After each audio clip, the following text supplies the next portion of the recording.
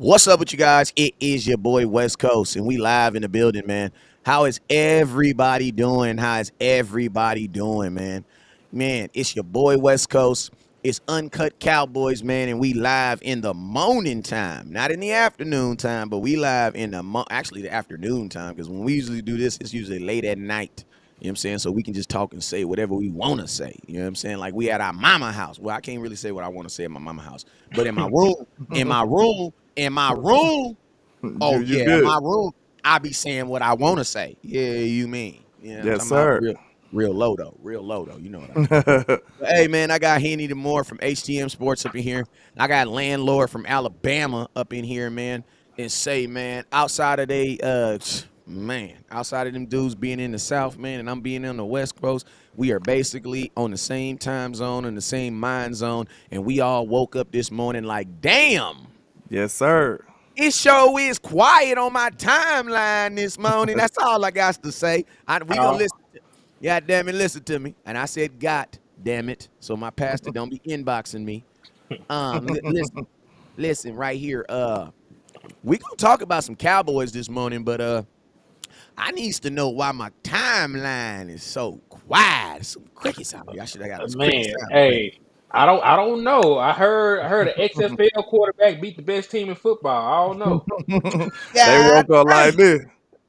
this. They I woke need up scared everybody, this right? morning. I need everybody right now. I need everybody right now. If you're watching, right? If you're watching, listen to me, man. Pull your face up out the cowboy mess, because I get it. We didn't handle our business. But for about the next hour or so, we about to make fun of somebody else. You feel me? That's just what it is. Because I'm the type of person, when I don't feel good, I like to kick a man when he's down. That's how I feel. You feel me? That's where Already. I'm at.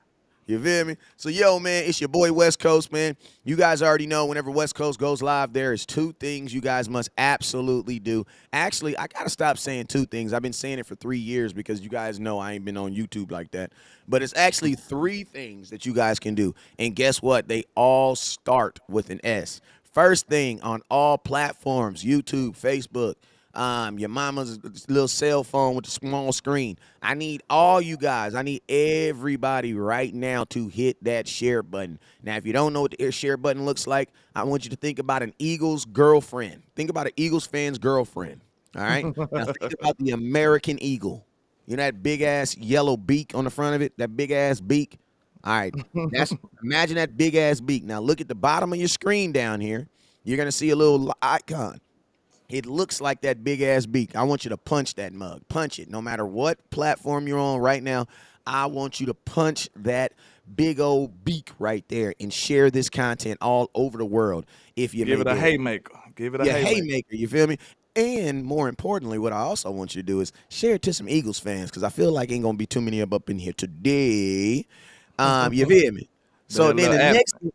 the next thing I need you guys to do is I need you to hit that star button. Stars are on Facebook. If you're watching on Facebook, you gotta hit that star button and what are stars? And then if you're on YouTube, I need you to hit that super chat button. Now, what does super chat and stars do? All it does is make sure that these bills around here get paid. So what you can do, keep this on the air. You want to know why? Because an Eagles fans owns my cell phone company. They own all my bills company, and for whatever reason, they want their money on the first. You feel me? So Alright. you know they'll turn it off. Goddamn, my internet is actually owned by the Philadelphia Eagles, and they'll turn me off if the bill ain't due on the 31st. You feel me? So we gonna make sure the bills get paid. So every single person right now, if you're able to, I need you to hit that star button and that super chat button. Now, what we're going to do is I'm going to go on my page. I'm going to give everybody a shout out. Shout out to everybody that's watching. As I say your name, you're going to hit the share button and you're going to hit the star button on Facebook or on super chats. You feel me? And then Absolutely. I'm gonna let my boy Landlord, since you the guest, I'm gonna let you be go ahead and do it on your page first, because I know you got a couple people watching on your page right now. Yeah, I got a few people, man. Shout out to Common Sense Lab in the building. Shout out to C. Burleson. Shout out to Joe Gomez. Shout out to Jameson Taylor. Dak owns Philly. Indeed he does. Indeed he does. We in the building. Let's get it. Yes, sir. And then Finney, man, Henny, I see you. You got some. You got a couple people that's about to slide on over there and Henny more. I know they ain't hit it yet, but I can feel they on their way. So salute to everybody that's watching on Henny the More Sports. You feel me? Let's get it. Yes, sir. And then let me shout out these people real quick. Michael Marquez, what's up, boy? Hey Shane, what's up with you, sir? Craig, what's up with you? He says lost to the pathetic Packers. Well, if the Packers is pathetic, what the hell is the Commanders? That's all I Fact. Hey, got to say. we lost to we lost to Aaron Rodgers. Y'all lost to Taylor Heineke. We are not the same. I Y'all mean, lost to Shane, a this is what Heineken. I'm this is what I'm gonna say, Shane. Without Googling it, spell Heineke. Impossible. Thank you. Shut up. Mission Thank impossible. exactly. Say exactly. So we're gonna go ahead and give him a big this. Hey, and you know what, Shane? This is what the owner of the Dallas Cowboys got to say to you. Since it's early in the morning or afternoon, and you're using your battery power on your cell phone to watch a Dallas Cowboys show, this is what Jerry Jones thinks about you. Well, what I'm saying is deep down, you're a fraud. You're a real Cowboy fan. You feel me? Fact. Deep down inside, you a fraud. You a real Dallas Cowboy fan. You are. And my You are. You feel me? I got Grant up in here too. So let me go. Let me finish this. Grant, what's up with you? What's up, Michael? Appreciate you for hitting that share button. OG, what up, OG? Hit that share button. Hocus Pocus, Jackson, what's up with you, my boy? Craig, what's up with you? Michael Scott, and who else we got up in here? Darren, what's up with you, OG? Appreciate you for sliding up in here too. The real Nino, what's up with you, Franklin? And then we got James, you got Jason Jesse over here on YouTube. We got Tommy Montoya. You know what I'm saying? That's Tony Montana's cousin. We got Charles Chase. He says, you got spanked and you lead only in the first quarter. Ronald Bailey, what's up with you? Says, can't win a big game. It's a sickening. Hey, it be like that, Ronald. All right, so, yo, man, that's all I got on Facebook. Look like we got about 126 people watching in total, man. So, hey, man, let's go ahead and jump right into it, man. Man. We ain't going to talk too much, even though the name of this show was I guess it ain't Fly, Eagles Fly. Listen to me. I don't have an hour worth of hate to talk about the Eagles. Keep it real. So we're going to talk about these bastards for about 10 minutes, I might. 15 at the most. You feel me? 15 at the most. And then we're going to slide off into some Cowboy content and talk about what we kind of talk about. But we're going to make fun of they bum ass for a couple minutes too. So let's go ahead and start it off, man. Let's go ahead and start it off. My Okay. son told me, he says, Dad, you should do a show. I said, on what? He said, you should do a show because the Eagles lost. I said, I looked at my son with that proud look, man. Like, I know I'm doing something right. Facts. I know I'm doing something right. Hey, I want to know, man, what was y'all thoughts when you saw the Eagles lose to the Commanders? And I'm gonna tell y'all this right now. I took them on my parlay. I did. Go ahead. To be quite honest, To lose. I expected it. You understand? I told them that they was due for a loss. It was about time. They been getting away with murder. I told you they had to call Annalise. They got away with murder, and it was time, man. It was time. And we know that, in my opinion, my people that follow me, we know how I feel about this team. I'm not sold. I'm not giving them all this praise. They was 8-0, true enough. But I just don't feel like they that strong of a team. And they got away with murder against us playing against Cooper Rush. And we know that would have been a whole different outcome if we would have been at full strength. And I feel like the teams that they've been beating been barely getting by. You know what I'm saying? They got a soft schedule and they've been barely getting by. And I felt like the Commanders was the type of team that can beat them because they are not going to allow to run like that. You know what I'm saying? They got a strong defensive line, and they was not just going to let Philly just run all over them. So you know what that means? That means Jalen Hurts going to have to make some throws, which he can make some okay throws, but if you make him stay in the pocket consistently all game, he will not just beat you like that. That's your best way to beat Philly. Make him stay in the pocket and consistently make accurate throws. That's their weakness. Right. And to piggyback on what you said, not only can they stop the run, they can also run the ball. So like what Philly is just like us, they have an issue with stopping the run. So they're 17th right now in run defense. Like like they given up 1,123 yards. They allow 4.7 yards a carry, and they given up 8 rushing touchdowns. So like they are actually weak there, especially with the boy Davis being out. So like Mm-hmm. that, so like teams can exploit that. So like they stayed the course. You know they forced turnovers. They ran the ball 40. Ran the ball 47 times against the Eagles. And they controlled time of possession. They kept them off. You know they got them a little off schedule. What Philly likes to do is to run early. You know, get into second and manageable, third and manageable, and open up the playbook. So like the quarterback run is in play, RPO is in play, play action is in play. But when that's off the table, like they struggle. Like there was a couple of throws that Jalen Hurts made that were good throws, but like he had his issues last night, like last night as well. I know they gonna harp on the face mask fumble. They're gonna harp on Watkins getting the ball downfield and then fumbling, but like there were plenty of other throws that Jalen Hurts just sailed on. So Fact. And they was not able to stop the run at all. no, At all. And I'm gonna tell you this right here, man. You know, it's playoff football, y'all. Like it's playoff football. Like you getting the best punch from everybody, no matter what it is. And I'm gonna tell you this right here. This ain't one of them super drafts. So teams aren't eager to just run to the draft this year. Like You every ain't team lying. that you play is going to be trying to fight you to the end. Why? There's no big name quarterback in this draft. There's no big name. There's no real big name nothing in this draft. You know what I'm saying? right, There's some. I mean, don't get me wrong. There's always going to be some guys come out and that do their thing. You know what I'm saying? I mean, that's not what I'm saying. But what I'm saying is the overall teams is not trying to rush to the draft. They is not trying to rush to the draft. right. This But I ain't the will. 2020 draft. This ain't the It, 2020 draft. 'Cause, like 2020, you had Justin Jefferson. You had C.D. Lamb, you had Jared Judy, you had all these guys with these big names attached to them. Coming into the draft, and people were eager to try to get one of these players. But like this ain't really the case like that, like you were saying. So like I agree, these boys are more worried about getting playoff seeding than they are trying to get draft capital. Yeah. It's yeah, and it's I mean, looking like that. my biggest issue with that, I'm gonna keep it real though. My biggest issue though with that, with watching that Philadelphia Eagles game is like, I saw a team that's less talented than the Dallas Cowboys beat a team that we couldn't beat with a backup quarterback, and like when I see stuff like that, I feel like I mean the Cowboy fan in me asks the question like, shoot, why not us? Why didn't we beat the Philadelphia Eagles? And I'm gonna tell you the reason why is because, man, we did not consistently stay with the run like the Washington Commanders did, man. Like the Commanders actually went into this game, and this is why I wanted to speak about this too. The Commanders came into this game with the mindset of, listen to me, the only way we beat these dudes is if we do what? Run the damn ball. And they did not give up on it. And the one thing I love about it also too is they understood their quarterback. They understood their quarterback could make some throws, but they didn't require their quarterback to make all the throws. Yeah. See, Like that's they one didn't go thing into I that game. Go ahead. my fault. That's one thing I do respect about Philly. Because like I said, I've been following Jalen Hurts for a long time, man. Like I done seen this boy play a lot. So I know what his strengths and his weaknesses is. And Philly does not put him in no compromising situations. Like every single thing I see him do for Philly is stuff that I know he can do. So Is it as well now? that's marks of a good OC right there.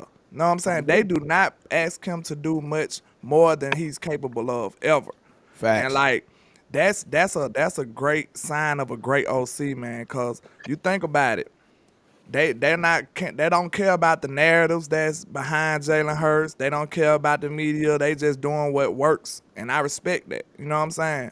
They know that he's not this world beater quarterback. They doing simple plays, they doing RPOs, they doing options. You know what I'm saying? They're They playing doing to tight strength. end passes. They throwing to the tight end most of the time. You know what I'm saying? Like they're not doing no extravagant stuff. They doing what works, and they doing stuff that Jalen Hurts is comfortable doing. So I respect that. I can't lie. Yeah, and you're supposed to do that with your quarterback, especially when they're young. You're supposed to mold your offense to suit to suit what they do well. And that's really why Justin Fields have been playing much better over there in Chicago. They weren't doing all these quarterback runs, quarterback sweeps, and stuff early in the season or last year. They finally decided to implement that, and they decided to mold the system around a guy's skill set, is trying to make a guy fit to the system. So like you said, that is a good mark of a good OC, because you're supposed to put your players in position to win. You're That's Facts. your supposed to maximize your players. yeah, Yes. that is in the job description. No matter what you want to do, what you need to do is do enough to win the game and worry about everything else later. Yeah, and that's why my issue with Kellen Moore has always been that, like, a part of me says that he is a very selfish offensive coordinator because Kellen Moore does not do things that are predicated on Dak's success. You know what I'm saying? Yeah. Like there are things that like there's an offensive style that needs to be run to predicate his to predicate his playing style. Now, Cowboy fans, I'm gonna tell y'all this right now. We are the most extreme fans, period. Because I'm gonna tell you this right now. When Dak Prescott last week was just balling versus the Chicago Bears, it was a whole different conversation. Then he throws 2 interceptions and he goes from that to trash. Like Cowboy fans. And that's just something we got to also talk about too. Like you guys, like Cowboy fans, you guys are ridiculous, and you're as far as your judging of your quarterback and just players in general. Like you guys, the expectation, for instance, for Dak Prescott is 40 million, right? Okay, well, how much does Aaron Rodgers make right now? Thank God that Dak is not playing like Aaron Rodgers right now, or you would be what 4-6. Yeah. Right. And you know Also, how go ahead, Ken. no, I was just gonna double down. Like, look at Kyler Murray. Kyler Murray made $46 million. Is 3-6 right now. Has a losing record overall as a starter. Has a losing record against winning teams. Has never won a playoff game. Never thrown for 4,000 yards. Never thrown for 30 touchdowns. But he makes $46 million. Nobody bats an eye. Nobody even trips about it. Like, Yeah. and he's the guy that's the first round pick. Yeah, or think Yeah. about Russell Wilson. Thank God Dak Prescott is, man, you need to write an article on that. Thank God Dak Man. Prescott is not playing like these guys. Russell Facts. Wilson, Tom Brady, Aaron Rodgers, god dang, you know what I'm saying? Like all these quarterbacks that realistically do make more money than Dak Prescott. Like these Right. dudes realistically do make more money than him. You know what I'm Yeah, saying? and you got to think about that one thing that grinds my gears, like I said on my live, is that like fans judge Dak like he a rookie or something, man. Like they judge him game to game. Now I know NFL is what have you done for me lately, but I don't think that's fair. Like you judge him from game to game like it's no such thing as a bad game. That's foolishness. Know what I'm saying? And So think about look at Josh Allen game. Look at Josh Allen game. Because Allen last 3 games. Yeah, you don't see Buffalo calling for his head. They supporting their quarterback. They still feel like he's one of the better quarterbacks in the league. So having a bad game or two, man, that shouldn't disqualify you feeling your quarterback is a good quarterback, man. But and I'm they gonna say be this ready to throw Dak away. And I'm gonna say this right here too, man. Dak, let's just be factual. Dak did not have a bad game. He had a bad half, bro. He Yeah, had he a had a bad bad. start. He, Like he had a he had bad. a He really yeah. had a bad quarter because those 2 interceptions just came in the second quarter. well, there you go. You know what I'm saying? But it's like this is the question. This is what I like as a coach. This is what I judge my players on, not on the mistakes that you make, but how you re-up on that mistake. Or because I was always taught, shoot, it's all about your re-up game. You know what I'm saying? Why? Yeah. Because you always gonna be losing, bruh. Like stuff is always gonna be happening out here in the world, bruh. You wake Fact. up one day and they knocking on your door, kicking in your stuff, and now everybody going to jail. You feel me? But it's Yeah. about how you get it back. You know what I'm saying? And that's what it is. Because guess what? You are playing against the 10th ranked pass defense. You don't expect some negative stuff is gonna happen if you keep throwing the ball. Yeah. Like, I'm gonna ask you guys a question. What do you guys think is gonna happen if a quarterback throws the ball 46 times versus our defense? It's gonna be some picks involved. It's gonna They're be gonna some get toe up. interceptions. But my question is this: you guys, I hate the fact that you guys will not, and it's only for Dak. It's only for Dak. I hate the fact that you guys will not give Dak the opportunity to be freaking human. Yeah. Yeah. Like He gotta Dak be has super great every game. like it's ridiculous, man. It is absolutely ridiculous. And that's why I just called the narratives out like, bro, some of y'all just flat out don't like the dude. And guess Right. what? That's not Dak. That's you. That's Yeah. one thing I Let's do go. say is I just say even though with Dak 2 interceptions, he still had you up 14 points in the fourth quarter. That's on your Right. defense. That's on your OC. I felt like this loss is coaching. That's just my opinion. I It went is. on my show, I went by every coach. I went from the OC, I went from the DC, and the head coach. Everybody had faults. And it was stuff like, of course, I'm not getting rid of the players. I'm not saying the players don't have no involvement in this. I'm not saying that.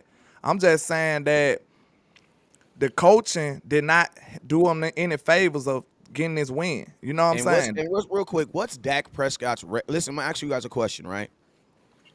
What's Dak Prescott's record? His regular season record? Because I'm gonna tell you this right here. You guys are judging him based off if he's a good quarterback, off if he is a Super Bowl. Well, if he's won Super Bowl, that is basically you guys' only expectation of what you're judging him for. If he's a Super Bowl, if that's the case, then guess what? Dan Marino is not a good quarterback. Think about this.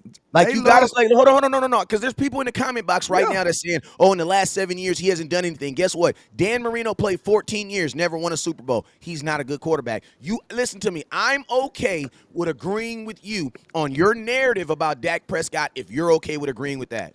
Yeah, That's man. all I'm asking. foolishness. And that's Let me foolishness. let me jump in right here, man, because what people are not understanding, like they just looking at 2 interceptions and not understanding the flow of the game. If it was reversed, if we were up 28-14 and he threw 2 picks to get them back in the game, that would be different than throwing Yeah. 2 picks early, then throwing us to a 14-point lead. Like Yeah. causality is actually a thing. A lot of you guys are just looking at the box score like Dak threw 2 interceptions. That must be why we lost. Some of these folks probably even watched the damn game. But to go Yeah. back to what you said, landlord, about coaching, because I thought it was crazy. Like the Cowboys have the 3rd best pass defense in football, right? Yeah. The Packers have the 5th. So Kellen Moore decided to go out there and throw the ball 46 times against the 5th best pass defense in football, instead of running the ball consistently against the 28th ranked run defense, because they have a 28th ranked run defense. And you was having success. You were having great success, and you went away from it to throw the ball. And this is the thing: when we went up 14 points, Dak Prescott was 21 of 32 for 3 touchdowns and 2 interceptions. He threw the ball at least 14 more times, not counting the times that he was sacked or that we had a pass or that we had a penalty. So there was at least 14 more pass attempts after we went up 14 points. Yeah. Yeah. And that's what I'm saying. Like he said, if you judging people off Super Bowls, it's very foolish. You got to be a buffoon. Because look, those same people that dog out Dak, they'll love to have Justin Herbert right now. They'll love to have Lamar Jackson right now. They'll love to have all these other people. That lets you know that it's a flawed narrative behind that. How you love these other quarterbacks and they have done nothing either. Now, I know they a little younger than Dak, but they still ain't did nothing. You see what I'm saying? They fall in love with the potential of new quarterbacks. They're just like the guys that Hey, I want to say this real quick. I want to make this point real quick. I want to make this point, right? I want to make this point. Under that narrative right there, then that means that the only good quarterbacks in the league since Dak has been a quarterback, has been in the league, is Tom Brady, Nick Foles, Patrick Mahomes, and Matthew Stafford. It's foolish. Those are the only. Listen to me. If that is the case, and think about this, Dak's been in the league 7 years. Well, guess what? Tom Brady won it 3 times. Tom Brady ran it three. Listen to me. Half of the years that Dak has been in the NFL, Tom Brady has won the Super Bowl. Half of those years. Well, 3. You can say about 47%. Well, Dak missed a season worth of games, so you might as well say half. Absolutely. Wow. So And realistically, then Dak think is only about played- this. Wow. This is something else I noticed. Dak probably missed just as many games as he done played for Mike McCarthy. Yeah. It's very close. I Yeah, bet money. Know what I'm saying? Look, Dak Prescott has played 89 career games. He's 55-34. So he can literally lose every game the rest of this season, and most of the games to start the next season, he would still be a 500 quarterback. That's fair. Even like, though I don't think it's too smart to give it, you know what I'm saying, to only quarterbacks with the wins, but they do attach it to quarterbacks. So They do attach it to quarterbacks. yeah, they do. There are better things to judge a quarterback performance by, like EPA, QBR and stuff like that. points responsible for, Completion percentage. completion above expectation. All these other different things are more accurate than just going by wins. Because hell, I saw something. Jimmy Garoppolo is 10 of 2 in games where he doesn't throw a touchdown.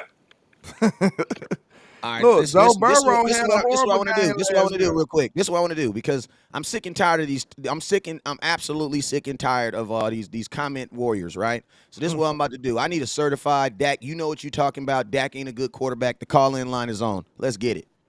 Let's talk get about it. it. Travis, I want to call hear in. that. Let's I really wanna talk hear about that. it. Let's have an educated conversation. I'm tired of it, man. The call in, like if you believe in Dak, don't call me because I don't want to hear it. I only want this is who I want because I ain't blocking you. I want and if you're at work, go to the bathroom. All right, let me go real quick. Point them out. I need my boy, these people are smoking. Steven, go ahead and give me a call in. Call line is open. My boy Travis, go ahead and give me a call. Who else was on here talking about? Oh, Christopher Munez. Go ahead and give me a call. I need one of y'all to call. Oh man, I got nervous. I thought one was on the phone. I was like, let's get it. And hey, listen to me. And I'm gonna be very respectful because I want this conversation to be heard, and I want it to be, an educated conversation. But I want a certified Dak person, somebody that does not believe in Dak, to call in right now and explain it. And I'm gonna let you talk, man.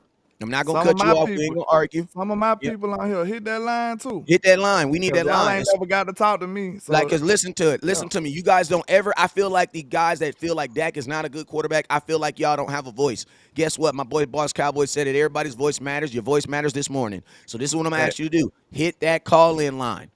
Hit that call-in line. This one point I want to make too. Even though we went through all those flags in the overtime session, Dak, even though we went through that, Dak still overcame like 2 of those penalties. My bad, like Steven. that's why we had so many. Like we got a pen, we did a big play. Then Dak, I think we had like a 2nd and 21, and Dak still got the first down. Then after that, we ended up making a big play, another flag. Making a big play, Hey, another flag. I don't mean to cut you off, but people got to stop watching First Take. So let me just kill this narrative. They keep saying that Dak is 1-9 against elite quarterbacks. I have 2 things to say to that. So first and foremost, that's not even true. How he only 1-9? You know that Dak Prescott has already. Hold up, real quick. Pause it. 202. What's up with you? It's your boy West Coast. West Coast, what's up? This Travis, man. What's up with you, man? Go ahead, man. Give me your thoughts on Dak. Okay, so let me say this. I'm not a Dak hater. I am not. I just call what I see, right? And so I do feel that, let's talk about the game just happened. So, and you know that on the game when he played with against Chicago, I came on your live and said I was wrong. He played good, and I'm going to give him his props, right? But I feel at times he's making dumb decisions, forcing passes that he don't have to pass, and he's not being smart about protecting the ball. That's how I feel, man. Okay. I got one thing to say. Go ahead.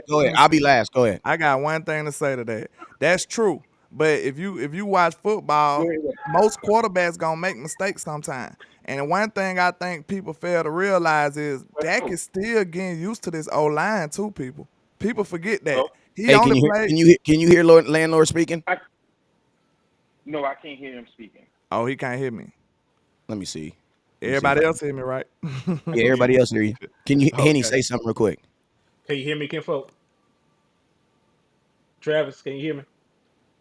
You can't hear him either. Can you hear? I don't hear him. It's all good. I hear him. I hear you. I don't hear. It's all good. You can respond. Okay. Let me finish this then. Let me finish this. Hey, OG, let him finish the response, and then I'll respond. I'll respond right after him. Okay. Yeah. All I'm saying is, don't hang up. Most quarterbacks make mistakes. That's normal. Okay. On top of that, people fail to realize that this is a fairly new offensive line on the left side for Dak Prescott. He only played with him against the Bucs. Then after that, he got hurt. Then the last 2 games he played with him, that's your blind side right there. You getting used to both of those guys. You getting used to Tyler Smith and you getting used to Connor McGovern. And I'm not too sure if Dak even trusts them like that, to be honest. Not yet. I'm talking about for real, not yet. I believe like a few games down the line he'll be comfortable. But you got to think, this is Dak Prescott coming off an injury and with a basically untrustworthy left side right now. You know what I'm saying? Like I don't see nobody making that point. Dak only played with this offensive line three games. Literally. Thanks. And this is his blind side that's getting protected. So take that into account. Hey, 202, can you hear me? I can hear you. Okay. I just want to point out one thing, man. And then I'm gonna let you go. Because I got like 2 more Dak. I got 2 more Dak guys on the line. And I appreciate you for calling too. Your statement, I think, summed up exactly what is kind of not necessarily wrong with the Dallas Cowboys fan base, but what's kind of what the issue is with the Cowboys fan base. My wife's been cooking some bomb-ass meals for 10 years plus now. We just celebrated 10 years. Cowboys put a brand new ring on her finger. Appreciate y'all for that, man. With the sports betting. So then my wife goes and she chill out for a couple days. My mom come over and do some cooking, right? My wife go in there and she put something together, so a little meal, it tastes good, but it's a little salty, man. It's a little salty, man. You know what I'm saying? And it just don't taste as good as the other times. Now, what type of husband would I be to throw away all those good other times where she's actually cooked because this one time the meal tasted good and it was even eatable, but it was just a little salty. My question is this: would I be right as a husband to hold my wife to a level of perfection? That is an unreasonable expectation. And I know it's true because you just said that you were wrong in the Bears game. So basically what you're saying is your feelings about Dak Prescott actually are not based off of his body of work, which it should be, because players don't get paid off of one game, because if they did, oh my God, NFL would have no money. Yeah. They would have no Let money. me say this, Wes. Hold on. Let me finish. Let me finish this. Go ahead. So for someone to say that for you to acknowledge that in the Chicago game, and then Dak Prescott throws 2 interceptions, what it really lets me know that is your not even affection, it's more of a sliding scale. You know what I'm saying? And the thing about Dak is, I'm gonna be honest with you, in your eyes, he's always gonna be up and down because you're not even judging his body of work. You're judging Dak in a game. So that means, guess what? Minnesota comes out here and plays, and he plays versus Minnesota. I should be expecting for you to call me and tell me that you apologize. You know what I'm saying? But hey, I gotta let you go because I got like 3 other people. I got like 4 other people. Go ahead. I'm gonna let you go. Go ahead. So what I'm saying is, football is different from marriage. Football is what have you done for me lately? We're trying to get a Super Bowl, so I can't judge him off of his body. But it's not. But it's not right now. But listen to me. It's not what can you do with your lady, because guess what? If you don't like Dak, how do you replace him? So are you saying that you should release Dak right now and then go get somebody else? No, I'm not. Okay, so then you can't say then you can't say critique him, right? you can critique him, but you cannot throw the whole. Your mindset can't be that, because of this. Because my thing is this: where did your critique stop when he gave you the 2 touchdowns? He should be back at 0 then. If he made 2 errors and then he made 2 corrections. Wait, hold on. He took the first. Because he threw the 2 interceptions in the second quarter. He threw the 2 touchdowns in the third quarter. So theoretically, if you went negative, because basically you came into this game and your bank account was at 0. Dak made a bad play, negative $10. Dak made another bad play, negative $10. Oh, Dak just made a touchdown. Oh, $10. Dak just made another touchdown, $10. Theoretically, in your head, Dak should be back at 0, but he's not. You want to know why? Because his negative plays. No. Because his negative plays to you outweigh the positive, and it's all good. But hey, make sure I got 2 more. I got 4. Hey, it's all good. Go ahead, man. I got a couple more people I got to get back on. Hey, I'm gonna be on here for about an hour, so call back. Just call back, OG. Just call back. All right. All right, I got 2. I didn't even get a chance to go on that round, so I'll talk to this. Yeah, you got 2 on. Light them up, Henny. You can still respond. Yeah, Light you 'em got up. I got Kenny. You got the next one. 214. It's your boy West Coast. Yeah. 214. Wes, can you hear me? I can hear you. Go ahead, sir. Hey, I'm gonna tell you before you start. I'm gonna tell you before you start talking. For whatever reason, you can't hear Henny and Landlord. So if you got him on another phone, you can listen to him at something. But they're gonna respond to whatever you say, and then you'll be able to hear my response. Okay. So yes, sir. There might be a little pause in between after you talk. So go ahead. My TV. Yeah, I'm watching you live on my TV. All right. Yes, sir. Yes, sir. Like, don't even waste your time trying to go back and forth with these so-called Cowboy fans that's dogging Dak. I'm a Dak fan. I believe in Dak, and I know what Dak is capable of. But really, I want to talk about how bad this defense has failed us for not just this season, but previous years. This is on the front office. The front office they have not done nothing to help us win. They so-called little The so-called way that they want to run the team has failed in their faces. And and another thing is Anthony Brown. When are they going to bench Anthony Brown? Anthony Brown is who you gonna terrible in bench? My coverage. question is this: who you gonna bench him for? That's just it. Listen, because this is the thing. In business, it's not about get him out of here. It's in business. You have if you're gonna stop selling a product, the next question is before you can stop selling it is what are you replacing it for? Because at the end of the day, you still need four corners on this team. So that's why I tell people we got to get out of the mindset of getting because this is the thing. Don't say replace it unless you have the replacement. Period. That's just what it is. Right. Because you No, can't no, go no. out there with 10 Yeah, people. yeah, I understand what you're saying. Okay, I didn't mean to cut you off. My But bad. No. You good. You go ahead. but yeah, let me add on to that Yeah. though. No, no, no. I want to say Let him replacing finish him, real but quick. I'm just. But Hey, you got I'm 30 more. sorry. You got 30 more seconds. Go ahead, because you talking good, but I gotta go up with Dak haters, and we trying to smack they boy. Fact. It's just I've been frustrated with his play, with his coverage play. I just expect him to play better. That's all I want. I feel it. Just getting torched. Hey, I'm gonna tell y'all this about Anthony. Cause he. This is what I'm gonna say about Yes, Anthony sir. Brown. I think you are getting the most out of a sixth round corner from Purdue. I think the Cowboys have maxed that out. You know what I'm saying? You know how you get You're right. them, you get a gift card and you don't know how much money on it and you just keep swiping it and eventually it'd be like, no, there's no more funds. I think the Cowboys have just reached the peak. Like he's not a second round. He's not a guy from Alabama that was playing against top leader talent. No, man. Anthony Brown Nah. had three career. Think about this. Anthony Brown coming into the NFL had three career interceptions and they all came in the same game. He has exceeded his No, you're expectations right. though. I can't Yeah, argue with he's that. way You're right. exceeded. He's way exceeded. Yeah. But hey, let me get to these next callers. I appreciate you, OG. If you have anything else, appreciate you for Thanks calling. for taking my call. Hey, that was a good call to have right before we get right to these DAC callers because it's always good to have somebody know what they talking Henny was hey, about. gonna respond when yeah. Go ahead, Henny. Hey, I'm gonna put 254. You're up next, but Henny, go respond. well, hey, I gotta just monologue real quick before I get up before I get off here. I gotta go back to work. But listen, y'all have these critiques about Dak Prescott. All your critiques that these guys have pretty much apply to every starting quarterback in the NFL. Yeah. Facts. Y'all say that Dak Prescott did not win big games. That is all right. Josh Allen, Justin Herbert, all these guys have losing records against winning teams. Josh Allen has a losing record against winning teams. Justin Herbert has a losing record as a starter. Kyler Murray has a losing record as a starter. All right.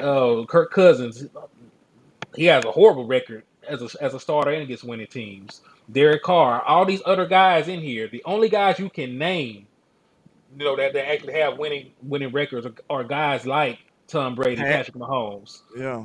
Russell Wilson for the time being. Like I don't know how many games he was over 500 against winning teams. After this year, he may not be anymore. But point is, like there is a very small percentile of players that even fit into these narratives, and none of these guys are available. So Fact. you mean to tell me that even though Dak Prescott isn't perfect, he's still a top 10 quarterback. You can still win with him by putting guys around him. So like that's neither here nor there. Like you could be frustrated with Dak Prescott, but he's going to be your quarterback for at least the next 2 years.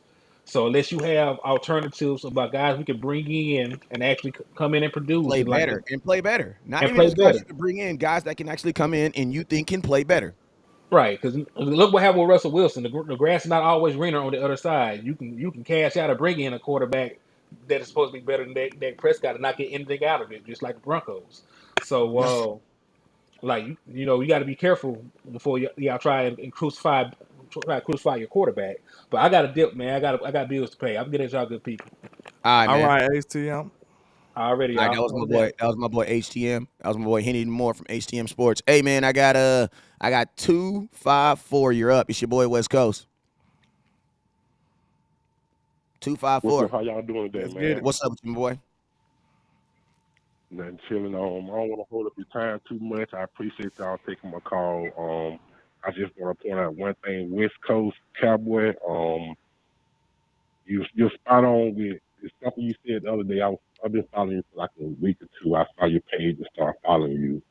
Um, most fans don't speak from a fan's point of view about the sport, but when you know the sport of football, when you know the game itself, you understand, like it's not just one player. Like the other day you had the whole thing Odell Beckham and all this to the Cowboys. Bringing Odell is not going to change the fact that, and my whole family is Cowboy fan. I'm a fan of the sport of football, offense, defense, special teams, everything. I played football, college, high school, then mixed to the NFL. But the whole, to me, the biggest downfall of the Cowboys to me in the previous years has been their defense. And I don't hear a lot of talk is all that or the offense or what the offense needs. We need more players. But if your defense can't stop the next team, you can score as many points you want. But if your defense can't stop another team from scoring, you're not gonna make it to. It's all about playoffs. Facts. You play the game, you win. Where coach was that said that you play the game, you play to win the game. Facts. All aspects of the game comes into a team sport. You can't put it on Dak. You can't put it on Zeke. You can't put it on one specific player when the game of football is a team sport. Absolutely. I just Well, was saying that. what kind of coming from? So like, Trust me, I know exactly where you're coming from, man. We got a couple Dak haters on yeah, here. that's why I said I agree with you on Cowboy, West Coast Cowboys. When you said this the other day, like you can't just put it all on bringing one player and boom. Now we got a high power offense, but if your defense lacking at the linebacker position, that other team's gonna pick that out, and they're gonna cross it out. Facts. Like they're gonna find the weakness, your weak points. That's all about football. It's a strategy. It's not checkers. It's chess. Yep. Because there's so many aspects of 11 players on offense, 11 players on defense, special teams. Like everything has to click in order. And to me, the Cowboys, one of the major things I don't hear a lot of Cowboy fans talking about it is their defense. You can have a good Dak. To me, Dak, I like Dak. He's a good quarterback. But when you're in that system, you got to think about. Hey, you got 10 American seconds, OG. team. You got 10 seconds. Okay, I'm just ending with that. This is the Cowboys. This is America's team. So when you get drafted or you get picked and you have that star on the side of your head, that's a target. Like, you're going to have to show up or shut up. It's one of the two. You can go to Cleveland and do that, but you can't do that in the Cowboys. And that's just the reality of being a Cowboy fan. Like, they're going to hold you to that higher plateau. Absolutely. Well, OG, I appreciate you for calling in, man. If you see that call-in line, make sure you hit that line, sir. You. Appreciate you, sir. I got you, man. Y'all have a blessed one. One thing I wanted to add was, I believe we forgetting about this. Now, we know Anthony Brown will give up a big play here and there, but I think we forgetting that he did make some other good plays too. You know what I'm saying? Yeah. He like broke the ball interception in the playoffs. No, I'm talking about this game. And like, to be honest, I could be wrong, but I might be a little higher on Anthony Brown than some other people, cause I honestly don't think that we would have got burned as bad if AB would have been able to finish that game. Cause like, you got to think, we was going up against. And he can tackle. And he's a veteran. He understand what he's supposed to be doing at most of the time. Now, when he get burned, it probably just be physical, or it's just a better receiver, or just a better throw. But I think he would have been able to hold up a little better than Bland them in them situations, because he's a wise veteran. You know what I'm saying? And like I said, he made plays on Christian Watson. He made plays on him too. He was stopping him. Like, he stopped him a couple of times during that game. But he did give up the big play. But I think after Anthony Brown gave up that big play, I don't think he would have been like giving up much after that. Like, that's just my opinion. Because we done seen AB do this. Like, he'll give up a play, but he's solid enough to stay afloat. He won't just get burned all game. Know what I'm saying? Facts. All right. Hey, we got my boy 903 on the line. 903, it's your boy West Coast. Talk to me. Hey, West Coast. Hey, landlord. And what's going on? Hi. What's up, everybody in chat? First of all, okay, that's water under the bridge. Stop talking about what happened again. We can't change it. They should not have took a Sam Williams. When they took Sam Williams out, Sam Williams was out there sacking Aaron Rodgers. Sam Williams was out there stopping the run. So you don't pull out, you abandon your run stopper. You don't snatch your players out that are stopping them. That was supposed to be our game, but they the one messed up. The coaches should not have stopped using the formula that they had when you first started out and we was up 28-14. Now, what to fix it? Is to put Sam Williams out there in the game, because Sam Williams is the leader on that defense to help Tank, to help Michael Parsons. Did y'all not see the change? Did you not see how Tank and everybody was getting after everybody when Sam Williams was out there on that field and Big Hank? Yeah. Absolutely. Now, to fix it, you need to mix. If they had a mixed Turpin in there, we would have won that game as well. Did y'all not see how when they mixed Turpin in, like we did at Tavon Austin when he was here? Yes, he was our punt receiver, but they had Tavon Austin in there to get us down the field. Our quarterback was out there moving the chains. Dak was out there dragging 3 to 4 players that was trying to keep him from getting to the first yard line to move the chain. But yet y'all still want to keep putting Dak in, talk him down and put him down. No, you mix Turpin in there. He's our speedy guy. When Zeke come back, if Zeke not going to be able to play in this next game that we getting ready to play, they need to mix Turpin in the mix. And they need to keep Sam Williams out there on that field during the defense. Because when you have a run stopper, we have the players. The players we have on this team is just like a person in a spade game who got all them high cards, and their partner might have one or somebody might have one. But if you don't play them high cards right, you and your partner going to lose your book. And if they don't call them if they don't predict them books right, too, I don't talk about no possible, man. Come on now. We calling straight money. Come on, man. You have the book. You have the Either tool. you have the books or you don't have the books. We ain't If playing. you don't use them, if you don't use them, you're gonna lose. But when you got got all them high cards in your hand, play them. Absolutely. You do not sit down and you pull back and you just sit there and play your card in your hand any kind of way, and you and your partner lose out on your book. It's crazy. Absolutely.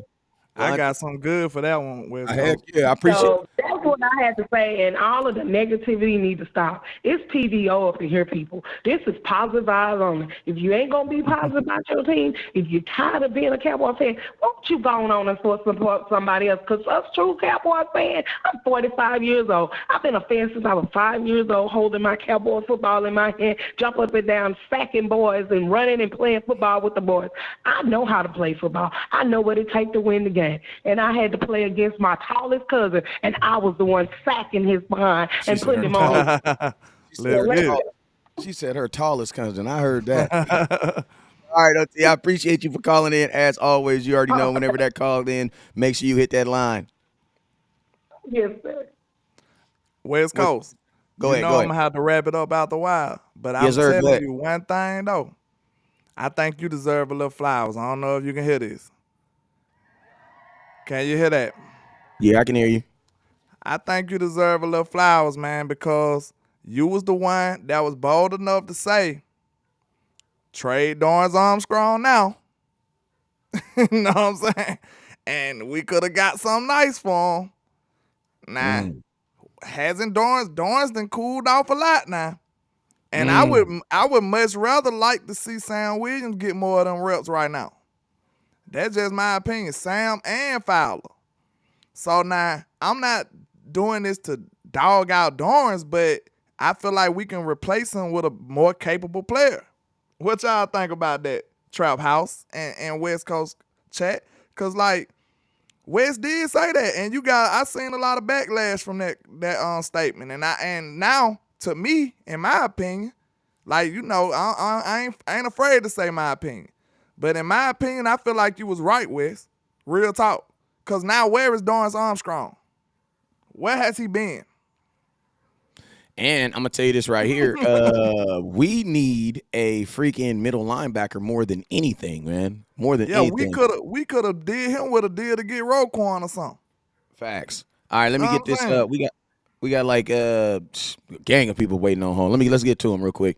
2-1. Wait, actually, It is 318. 318. You're up. 318. It's your boy West Coast. Hey, everybody got 2 minutes. 318. I can't hear you. Can't do that. 318. Can't do that, man. You too Can't do that. noisy. I could probably cover 217. this You're up. last call with you, West. Then I'm gonna have to Hey, go what and up, wrap it up. West Coast? This is boy Larry from Illinois. What's up with you? I heard you. I heard you, landlord. When we had old Cooper Rush in there, it seemed like they dumbed down that play calling, made it perfect for him. That's why he went, what was it, 4-1, 3-1, something like that. Now we got old Dak back in there, and it just seems like they just want to throw the dang ball all the time. And come on now, we were up 14 in the fourth quarter, and we threw the ball, what was it, 22 times, and we still lost the game? Yeah, man. Something's got to give. Why can't Mike McCarty? I know he ain't the OC, but he's the head coach. Don't he have some say about what goes on in that offense? Can't he overrule him? I mean, to be honest with you, I don't think he can, because I feel like if he could, he probably would. You know what I'm saying? I don't. And then also, you got to also think about the fact of maybe Mike McCarthy like it that way. You know what I'm saying? Like, I I tend to don't feel like think so though. He don't. I mean, I'm just saying you still gotta have that. You still, I mean, unless he clearly comes out and says I don't, you know what I'm saying, or it starts pushing up back against the wall, then we not going, you know what I mean? Like, you don't really know, you know what I'm saying? So I mean, that's why I say, like, Yeah, but I mean, I just feel like this, bro. If you don't like something and it is affect you, you're gonna be the person that's gonna have a massive effect on that, then you should say something. Like, you should say something. Yeah. Like, you should say something. So the fact that that he don't say nothing makes me believe that, listen, man, if you ain't saying nothing, you got to be riding with it then. Check this out, West Coast. This some people forget to pay attention to too. it's just Hold on real I quick. hate Let me to see finish. him just waste this season. I just hate to see him waste the season away with stupid ass play calling. I mean, you go back to Pop Warner. What do you do in the fourth quarter when you got a 14-point lead? You run the dang ball. You don't sit there and throw the ball 22 times. Yeah, I mean, I don't know. I will never understand that. I'll never understand that. But hey, my boy, I appreciate you for calling in, man. You already know you've been rocking with me for a minute. If you ever see that call in line, make sure you hit it. Will do. Have a good evening. You too. Yeah, I just wanted to say, man, a lot of people be trying to put the fact that we don't run or something like that on Dak. But understand this, and this is just common sense. If it ever was a time where Dak was being Hold on. Go ahead. Hold on real quick, boss. I got you. Let him finish his point real quick though. if it ever was a time where Dak was being like overriding the calls, you would see a conversation come on the sideline. And we never see that. Unless the coaches is too cowardice to say something. And that's a problem too. And then who that ultimately fall on? The coaches. Exactly. So if Dak is overriding plays like some people try to say, if he's overriding and overruling plays, you should see when he walked to that sideline, you should see Mike McCarthy or Kellen Moore tearing him a new one. But you don't see that. So that right there lets you know that Dak is playing. He's doing the plays that's called. You know what I'm saying? You can't go haywire and just do what you want and then nothing is said after that. So that debunks that right there. You will see Mike McCarthy tearing up Dak, or you will see Kellen Moore tearing up Dak. And if he is doing what he want to do, and you don't see him getting towed up on the sideline, that's your coaching fault. It's simple as that. Facts. But yeah, man, I wish I had a little more time to chill with Boss on here, man. But I gotta go and wrap it up, man. I gotta get ready to go to the day job. So I appreciate you, West Coast. We gotta do this more. I think the people like this. We Absolutely, gotta do this man. Absolutely, man. We've been on here for about an hour. I'm about to wrap up these calls. I'm getting up out of here myself, man. But hey, man, sir. I appreciate you for having it on. I'll probably try to get you back on here for sure. Sometime this week, man. You know how we do it, man. I try to get you on here sometime this week and try to, do another thing like this. But this was definitely dope, and I definitely enjoyed it, man. But appreciate you, my boy. It's my boy Landlord from Alabama, man. Y'all be blessed, man. Let's get it. Hey, man, so real quick. Hey, Boss Cowboy, I sent you a link. If you want to click on that link, if you're at the house, you can click on that link, and I can put you in the show. If you click on that link I sent you to your Facebook, it'll let you in the show. All right, let me get 210. Hey, Boss Cowboy, click on that link I sent you, and it'll get you in the show. Hey, 210, it's your boy West Coast.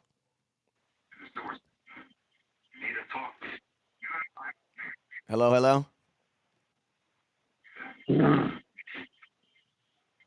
All right. I think maybe his phone was messed up or something. All right, 209. It's 209 from Stockton. It's your boy West Coast. Talk to me. Hey, what's up, man? What's up with you, sir? I hear you a lot. I like the bid. My first time calling you, but I'm gonna just say this real quick. Being a Cowboy fan since 1980, and I'm 50 years old, I'm gonna tell you, there's a difference between being negative and just being observant and just calling things how you see them. Because every Cowboy fan's not gonna see things the same direction. It's the way that is, plain and simple. And the last caller, I think, or the caller before that said, why are you up 14 points? And then you start getting pass happy. Run the damn rock. We were running the ball pretty good against the Packers. I mean, it wasn't great, but it was enough. I mean, I don't know what Agreed. Kellen Moore is doing. All of a sudden now Dak is back and he wants to be pass happy. And I'm just going to ask you a question. Don't you think it's kind of weird that when we, have complaints about the referees, we're crybabies and this and that, and then when Philly and Washington have penalties, and then you go to their page, we're supposed to shut up. They can holler that and we can't. I mean, can you explain that? Do you know why other teams in our division can be like that, but we can't be? Because we're America's team. And I mean, that's what I was thinking. You know what I'm saying? And it's like that's just what it comes with being a Dallas Cowboy. You know what I'm saying? Like most of the hate that we get, honestly, is from Cowboy fans too. You know what I'm saying? Like, I try not to worry too much about other fans, but because our fans give us enough headaches. You know what I'm saying? So. Oh yeah. For sure. You got them like LeBron. You get them dishwater fans that are fans until our owner wants to make our players stand up for the national anthem, and then he jumps off the boat. Man, get out of here. I don't need that shit. If you're a fan, you're a fan for life. You know what I mean? Absolutely, and you roll with the punches, man. But hey, before I get off of here, it's my first time hearing you on as far as being on your show. I do like your content. You keep it real. You keep it 100, and keep doing what you do, man. Appreciate you, OG. Oh, you're welcome, man. You have a good day. Peace. You too, sir. Hey, Boss Cowboy, hit that link, man. Hit that link. It's in your. I sent it to your Facebook. Your Facebook. I sent it to your Facebook inbox. All right, 607. It's your boy West Coast. 607. It's your boy West Coast. Yo, what's good, man? Yo, I'm from upstate New York, man. You know what I'm saying? A lot of Buffalo Bills fans and everything, but I'm a diehard Cowboy fan. I heard that, man. You in enemy territory for real. Yeah, you already know, man. But I bleed that blue and silver. But man, yo, I'm always down with Henry, man. I be on your stuff all the time, man. But I had to give the call. But yo, what you need to do, that hat you're wearing, you need to mail them to Kellen Moore's address because he needs to listen to you. Yo, we're up 14. Everybody's calling and blaming our defense. Yo, listen, we're up 14. Our defense from these past games has been playing magnificent. We had Cooper Rush for the last 4 games, and they let us. Now a couple times we get it. We know A.J. Dillon. We know Aaron Jones is going to run the football 40, 30 times. We're up 14. Kellen Moore, run the football. Malik Davis is averaging 7 yards, and Tony Pollard is averaging 5 yards. What is that? What is there to say? And then people get on the phone and they want to blame Dak Prescott. What is he going to do? You know, Dak is a yes man. He's going to sit there. He's going to call the plays. He's not going to audible. He's not going to he's going to call the plays. And Dak, he's got this enigma pride with him. Like, yeah, if I come out and I gun it and I do good, we can win like this. No, run the football. That's all we got to do is run the football, and we're gonna win. And if we would have won this game, and then we saw Philly lose. Oh my God! The talk would have been like that matchup in Dallas, because we're not gonna lose. We're gonna beat the Vikings. We're gonna beat the Giants.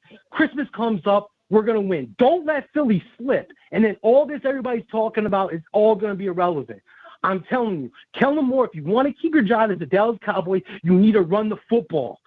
Zeke's going to come back healthy. Pollard is giving us everything he's got to prove he's the number one. That's great in the future. We're going to win more football games. We run the football. We will go to everywhere we want to go if we run the football, West Coast. That's all he needs to do. Everything is coming.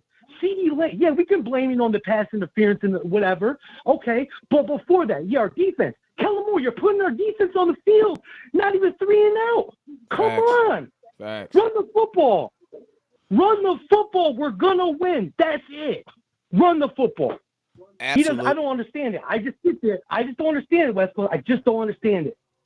I mean, it's just folks doing what. I mean, at the end of the day, I've always said that Kellen Moore is a very selfish offensive coordinator, and he doesn't do things that's predicated on the Dallas Cowboys winning, man. But yo, man, I got like 3 more people calling in, man. If you, make sure you got your run the damn ball hat, man. I love guys like you, man, because you in that enemy territory Yeah, repping it, bro. man, and continue to do it. Because I'm gonna tell you this Yeah, right man. now, Yo, this ain't the the last time Giants, you hear from me, bro. the Giants, when they play us, they're gonna run the damn football. Oh, my God. And look what Saquon's doing. They're talking about getting Zeke money now. And he's been hurt the last 2 seasons. Absolutely. Well, hey, man, when you see that call-in line, make sure you hit that line, okay? And if you get any inside trader You already know, information bro, on man. anything in Easy, New West York, Coast. hey, is they trying to fire their Yeah, quarterback in GP. Buffalo? Is they talking about they want to get rid of Josh Allen because he threw an interception? Oh, my God, man. Yo, they're going crazy up here, bro. They're like, they're thinking about the old Bills. It's coming back. One more loss, they're going to lose it. Shit, I heard that. Well, I appreciate you, my boy. All right, bro. Hold on. Boss, I can hear you. I can hear you. Just let me know when you're ready. About how long before you're ready? All right, let's go. 610. It's your boy West Coast. Talk to me. What's going on, bro? What's up with you, sir? We'll start this off by saying I like what you do. I'm an Eagles fan, but you got to stop being biased, bro. Bias on what? I love your show. The Cowboys will never win anything that Jerry Jones is gone. That's what's hurting. I disagree with that. Bro, your franchise. Listen, your franchise hadn't won a Super Bowl in 65 years. You can't be on here telling me never. They told y'all never, and you know what y'all told them? Y'all ate shit, and y'all got a Super Bowl. So you can't tell us never, bro. Can't tell us never. But listen to what I'm saying. Go By ahead. Jerry Jones being in place, he undermines everything that the coaches and I agree with coaching that, though. staff want out of players. So as long as he in place, it will never happen because players going to feel like, hey, as long as Jerry love me, I ain't got nothing to worry about. I'm going to keep a job. But not if I'm doing bad on the field, the coach is going to hold me accountable because Jerry is the ultimate decision maker of y'all team. I love him being in place, though. As long as he's there, y'all not going to y'all going to take off, and then I'm going to be scared. I can't even lie. Facts. Well, hey man, I'm gonna ask you a question. How did y'all wake up? What was your thoughts? What was your thoughts on your quarterback and what happened last night? Tell me real quick. He played bad. I mean, the whole team played bad, honestly. I'm not going to sit up here and blame referees for none of that because the team had turnovers. I can hear They you. played bad. Yeah. Washington played good. You gotta expect it. Okay. Hey, I actually found an honest Eagles fan. Ain't that something? Hey, I'm the same way, bro. Like you can't. Like my thing is this. I was always taught if you don't want the refs to affect the game, win by 10. Like, you know what I'm saying? That's just what it is. Like, if you don't want the ref to affect the game, to be a part of the game, win by 10. Blow them out. Because if you in close games, you cannot expect the referee to not be involved in the game. That's why I didn't like when Cowboys fans and the players were saying that it was the referee's fault. It's the referees. And I'm like, y'all left 14 points in the fourth quarter. The referees didn't bring them back into that game. The team did. The coaching did. The players did. But they wanted to blame everybody else. But what really happened? Well, shoot, yeah. I appreciate you, my boy, for calling in. And you the only Eagles fan that can call in my show, man. It's on my mama, man. That boy lie. Appreciate you. That boy take both Eagles fans. I would too. All right. Hey, what's up with you, man? What's up with it, big dog? Ah, man, Chili Willie and man, just on here chopping it up and screwing. You know how we normally do it, man. Morning show. This is the revolving door of Cowboy talk. I done had Henny DeMore on here. Got Boss Cowboy on here. We had Landlord on here. We just rolling through, man. It's like a Dope. Cowboy network around this piece. You feel me? I missed them bars, man. Shoot, it's all good. But It's let's all get love. it. Let's get it, man. man. So, yo, man, I'll give you the floor, man. What's your thoughts on everything, man? Let's talk about this game that we just lost. I don't want to stick too much. I mean, we didn't talk about Dak, man. The Dak haters is listening. Listen to me. Don't be all gangster in my comment box. And I just gave you guys an hour to call in and really voice your opinion and tell me what y'all and sell me on why you think Dak is not right. And I had one whole dude call in, man, and I salute you for calling in. I'm gonna give you a running damn ball hat because he was the only person that called. The rest of y'all took y'all tail. And that's what you did, and you're wearing yellow right now. You know what I'm saying? So don't be getting all gangster in my comment box. Now that boss cowboy up in here, don't be trying to show out when company come around. You feel me? Because I will spank that ass and put you on block. You feel me? So let's Hey, Wes, let's what killed me though is why do people try to say like, hey man, it's a difference between being, difference of opinion and and just seeing the game. No, listen, it's no facts that back up what y'all say. See, that's the problem. It's the lack of facts that y'all say with Dak. Like, hey man, I don't trust him with the turnovers. That's what the first guy said, Travis. I don't trust him with the turnovers. Well, you dealing with one of the quarterbacks that got one of the best turnover ratios in the league. You know what I'm saying? Top 10 in history. Like Dak has never been a turnover machine. And then this is the truth that a lot of people just not starting to figure out or don't know yet. The last three interceptions, not one of them was on Dak. Not one. All of them was because of option routes. All of them was because the weapons did the wrong thing and he read it right. Mike McCarthy literally confirmed it yesterday in his press conference. He literally said yesterday that I agreed with the read that Dak saw. He said CeeDee Lamb supposed to have crossed the safety's face. He threw it in the right hole at the right time. He threw it with anticipation. So all the theories that y'all have about Dak decision making is more so based on y'all not knowing how offense works. And I'm not trying to insult you. I'm just trying to catch you up. Just keeping it real.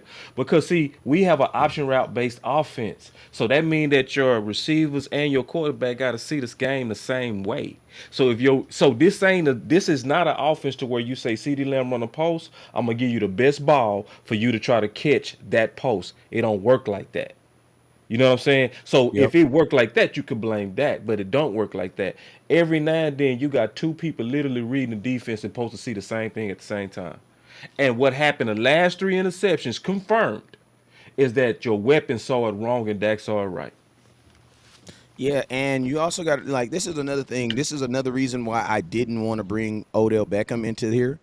And the reason why I didn't is because our offense that we run is based a lot around Dak Prescott understanding where guys are going to be and guys understanding where he's going to be.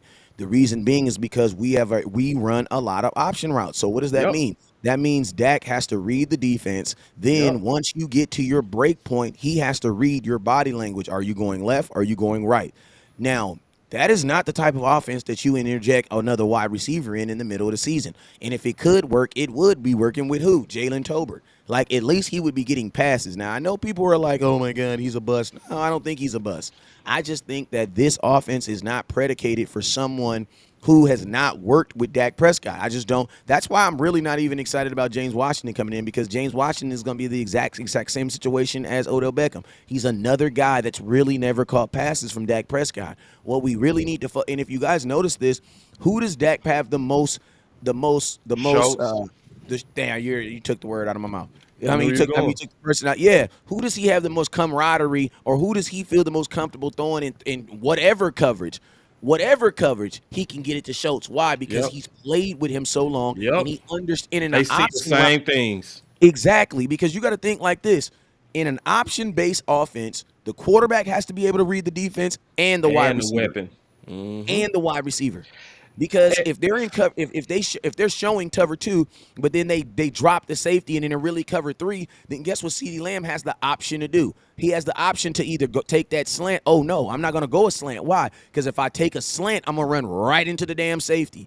So my option is, if they are in cover three, if they actually fold out of this cover two and go to a cover three, guess what I'm gonna do? I'm going up the field. And guess what? They're not talking to this in a headphone. CeeDee Lamb is saying this in his head. Yep. If this safety comes down, I'm not running a slant. I'm going to stem it and I'm going to go up. And you know what Dak Prescott has to say? Without telling CeeDee Lamb and without even knowing that he's thinking this, he has If to be that saying in safety his mind. comes down, the same damn No, thing. listen to me. He hasn't even have to be saying that. You know what he really has to be saying? CeeDee Lamb has to know that if this safety comes down, I'm going to go far deep. Yeah, yeah. Bro, he's not Same thing. saying he's Yeah. saying in his mind, CeeDee Lamb Has to know. Right. He has to know. He has And to know. see, that is true because you know what? That extra uh tittle that you add is so factual because what people don't understand is then Dak has to throw that ball with anticipation. Facts. So you can't throw with anticipation unless you're literally hoping that he's seeing it the correct way as you're seeing it. So that what you added was Dak is truly sitting back saying, "I hope he see this right." Yes, like like that's you're saying, I hope he's reading what I'm reading. Like I hope he sees right, what I see. right. And this is the fallacy of this offense as well. First of all, you got CeeDee Lamb in it, you're 3 and still struggling with it. You have a receiver that's a third rounder that can't get on the field. Because you got to realize what you're asking. You're asking, see, West Coast is training his son right now to be a receiver. West Coast likely has not started training his son how to read a defense. No, I teach him how to read. Well, technically we teach them to read open spaces. So that Okay, is okay. reading a Yeah. defense, but it's reading the open space. But I bet $1 million if he Go to where played they're not. quarterback, you would be a totally different coach in terms of teaching them how to read the D. You know what I mean? Hell You would yeah. be telling them how to the tips to know if it's cover 2, the tips to know if it's cover 3. How do you know if it's a disguise? What gives it away? You would be teaching them all of that. But guess what? When you are a weapon with the Cowboys, you now have to become a quarterback low key. Well, under this offense, you do. Under this Right. offense, Under you have this to be fully offense, you smart. have to become a quarterback. And that's a fallacy. Guess why? Because now you're depending on and hoping and having faith that everybody gonna have the same IQ. Yep. And that's why I'm gonna keep it real with you guys. That's why Amari Cooper worked so well in this offense. Because his IQ. Because he's very smart, man. Right.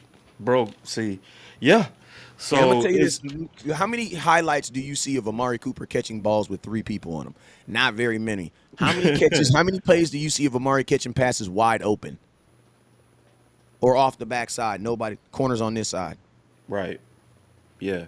You was dealing with a true chess player. And that's sad, bro. I don't want to kind of go there, but this is to a degree karma on Dallas. It's like all the needs that you have are the needs that you could have kept, but you favored one guy over the other. Facts. So we have or having concern about receivers because of separation. That's what the concern allegedly is. Okay. So you have but you had a guy that got separation. You got rid of him for Gallup. You struggling. You struggling with stopping the run, but you had a guy who was top 4 in tackles that you shitted on. His name was Jalen Smith. So now, don't go nowhere now. Don't get quiet now. Cause see, y'all was ready to shoot down West Coast when he was telling you he was a better linebacker than LV. Y'all was super ready to just totally trash the homie from the West Coast. Throw up the dub. Like y'all was ready to really shit on the homie. But this is the deal, man. But we paying for it, ain't we? So, but it's one of those things to where now we gotta fix it. And I do think we have a slim chance at being able to fix both, but it is again very slim. Yeah, and I mean that's my biggest point. Like honestly, about a month ago, I made a meme, and it was that dude sitting at a table in front of a college, and he always says like change. He'll put like a subject there, and it'll say something like change my mind. You know what I'm saying? Like do Yeah. change my mind, and. I put on there. I said middle linebacker is the most important position on the Dallas Cowboys right now. Change my mind, and I think as a football society, we have been programmed that points fix everything. Like just score more points. You know what I'm saying? Whatever's going wrong, just score more touchdowns. You know what I'm saying? But Well that's said. not really the secret to doing that. Like that's not the secret to going through the football season and winning games, because if you go look over the last 20 years, the number 1 ranked offense has only won the Super Bowl 1 time. And you know who that was? The New Orleans Saints.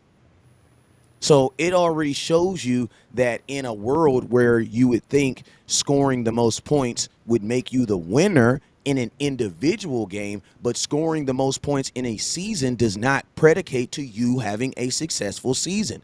Now, there's a really good chance that you'll win at least half your games, but that doesn't mean you're a good team. Now, Cowboys, go look at the last 20 team. Go look at this last 20 years, and we're not even going to talk about the number one ranked defense. Just go look at the defenses that have made pushes to make runs. And that's where your foundation has to always begin. When the Dallas Cowboys said this in 2016 after drafting Ezekiel Elliott, they said that the best defense, well, Jerry Jones said, well, I'll tell you, the best defense is a good offense. I'm going to tell you this right here. He has a lot of truth in that. But the only problem is what he should have said is the best defense is a run base offense, because there is a difference between leading an offense with the pass and leading an offense with the defense. If you lead there, listen to me. There's not a defense on the face. There's not a defense around that's ever played that could be with an offense that throws the ball 47 times. The greatest defense that ever played was the goddamn Baltimore Ravens. They only gave up 16 and a half points, and Joe Flacco was only throwing the ball 29 times a game. So it's like nobody has really been able to do that. So it's like Cowboys, instead of us putting more focus on using something else to fix something else, just fix the something else. Fix what it is that is hindering you. And what is hindering us is what? What is hindering us is our ability to stop the damn run. Because guess what? When you cannot stop the run, you're going to listen to me, your offensive coordinator doesn't believe in running the ball. So when anything becomes any savory, like, listen to me, he's looking for a reason to pass. He's looking for an excuse to pass the ball excessively. I'll tell y'all this right here. The Dallas Cowboys have 3 games this year where we've thrown the ball over 30 times. Guess what? We lost all 3. We lost everyone. Yep. We lost all 3. And I'm going to tell you this right here. It also doesn't matter who the quarterback was. Because in one of those games, it wasn't even Dak Prescott. Rush versus we Philly. are a run-based team. We're a run-first team. Facts. You know what I'm saying? And I'm going to tell y'all this right here. You know, people always say, well, what's the running the game is our identity. The run game is not really our identity. It's really not our identity. You know what I'm saying? Because your identity is really who you are. And we really aren't a run team. Now, we have all admitted, because let's think about this. If we were a run-first team, I wouldn't have run the damn ball on my hat. That's kind of like a double down on, you know what I'm saying? Like teams who like the Tennessee Titans, I promise you, you're telling them to run the ball because they're not. Exactly. Right. Yeah, see, the reason why my boy got the hat is to tell him to run the ball, not because we do run the ball. Exactly. So that's why I tell you, like, I'm gonna be honest with you, you are the identity for this team. There's OC. 2 ways you can run an offense. You can either run the offense by the identity of the offensive coordinator, or you can run the identity of a team by the player. Now, you have 2 different situations. You have a situation like in Kansas City. And the defense. But I'm just thinking on the offense. Think about this. Patrick Mahomes is running the exact same style of offense he was running where? In college. The exact same style of offense. High tempo, high volume of passes, using the short game as the run game. Guess what? It didn't work for him in college. It's working out for him in the NFL. More importantly, it is tailored to him. Dak Prescott is not running the same offense. He's not even running the same offense he ran in 2016 because Dak was not throwing the ball 40 times. I will admit to you guys right now, Dak Prescott is Dak Prescott all the way up to 30 passes, 32 passes. When you get to like 33, that's a different quarterback. And that is okay. You want to know why? Because I don't see the Kansas City Chiefs requiring Patrick Mahomes to run the ball 14 times. You want to know why? Because that's not him. That's not him. What are your thoughts, boss? Yeah, another thing to also just add a little bit to the run the damn ball thing is if you stop the run, you also unleash your pass rushes. You got to try to create 3rd and longs. You got to create passing downs. You only can do that being able to stop the run. So you never even get the full capacity of your defense if you can't stop the run. So it's stopping the run is pivotal. And it's one of those things that will sure up our road to the Super Bowl faster than anything, given the current weapons that we have around this defense. So, yeah, I mean, it's obviously a whole lot of benefits to stopping the run. So real quick, how do we do it now? Like, because obviously trade deadline is done. We are really at this point kind of limited to our guys in house, or we might have some couch free agent linebackers that could step in. What would be the path forward to start correcting the linebacker position given where we are? Well, I first got some off, ideas, but I definitely want to hear from you. first thing I would do on well, what can you? There's two folds. There's three facets to a team. There's special teams, offense, and defense. All right. So what can I do? What the defense can't help themselves. Obviously, if they could, they would. So what can I use? What other aspects of my team can I use to help my defense? Okay, Okay. First I off, see where you're going. I see first where you're off, on going. offense, my offense is going to help my defense by what? By running the damn Running the football. ball so they can rest them. Yeah. Rest them, and you also got to think about this. You have to limit the amount of times that a team has to score on you. All Yeah. right. Now think about this. Aaron Rodgers, between the fourth quarter and halftime, the fourth quarter and overtime, he possessed the ball 5 times. Right? No, 4 times. I'm sorry. He possessed the ball 4 different times. 3 times in the fourth quarter, 1 time in overtime. If I ask you at the beginning of in a regular, just hey boss, if you give Aaron Rodgers 4 times to score, how many times do you think he's gonna score? What would you say? If I gave him 4 times to Four score, times to score. he go score 1.5. 1.5. So that's what? That's a touchdown and a half. You can't really give a half a touchdown. So what you saying? 2 touchdowns and what? Get at least half of it. Yeah. So that's 14 points. You would think he'd get at least 14 points. Well, guess what? He got 10. He got 10. So it's like the first thing I have to do is I got to take the opportunities for you to score away from you. How do I do that? Bruh, run the damn ball. And more importantly, not just run the damn ball. This is something that the Cowboys did in this game, which proves me they can do it. They just choose not to. Our second drive of the game. Listen to this, family. 17 plays. Kept the ball for 8 minutes, 43 seconds. CeeDee Lamb was playing running back. Tony Pollard played running back. TP also played in the slot. You had on that drive, you had 10 run plays, 7 pass plays. And took up 8.5 minutes, bruh. That's something else. Think about this. That's 8.5 minutes that your defense is sitting on the sidelines. And guess who else is sitting on the sidelines? Aaron Rodgers. Yeah. Now, that's the first thing I can do. I'm going to be honest with you. You could theoretically fix the whole run defense just by doing that. Keep it real. Like, the offense could theoretically fix the whole thing. Because I'm going to tell you this right now. I think every team gives up the run in some aspect. It's just about, can you overcompensate for it, right? And then the second thing Yeah. with my special teams is this. Bro, you have a damn Pro Bowl punter. Use him. Like, use him. When you kick these long-ass field goals, bruh, from halfway across the difference, guess what you do? You give your offense the opportunity, you give the offense a chance to get back on the gun with a short field. So it's like it has to be a concerted effort, you know what I'm saying, outside of just trying to fix the defense. Those are my 2 things I would do it. I would also say just I don't think even stopping the run is as crisis as we say it is, because yards are not points. I think one of the worst things you could ever have when you struggling to stop the run is also struggling to stop the run mixed with big plays from that offense. See, and that's what make other quarterbacks and elite quarterbacks dangerous. The ones that can make the throw. You know? So as long as we have because we ain't never really been stopping the run, but we have been keeping teams under 20 for the most part, except for this game, we was giving them also explosive plays with Aaron.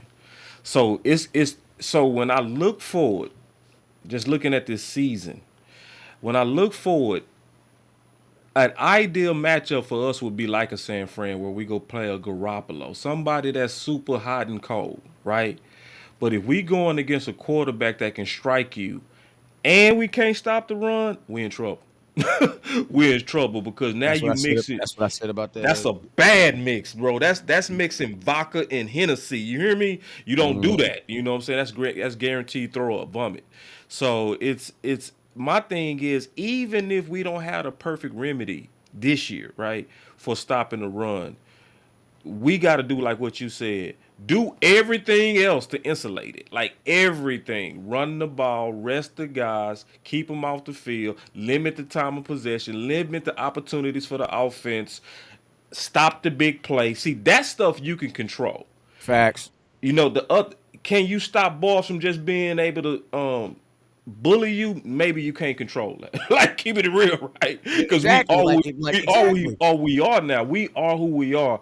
So it's like, yeah, stop the run.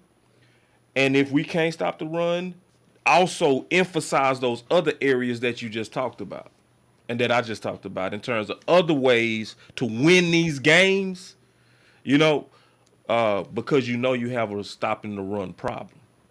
Facts.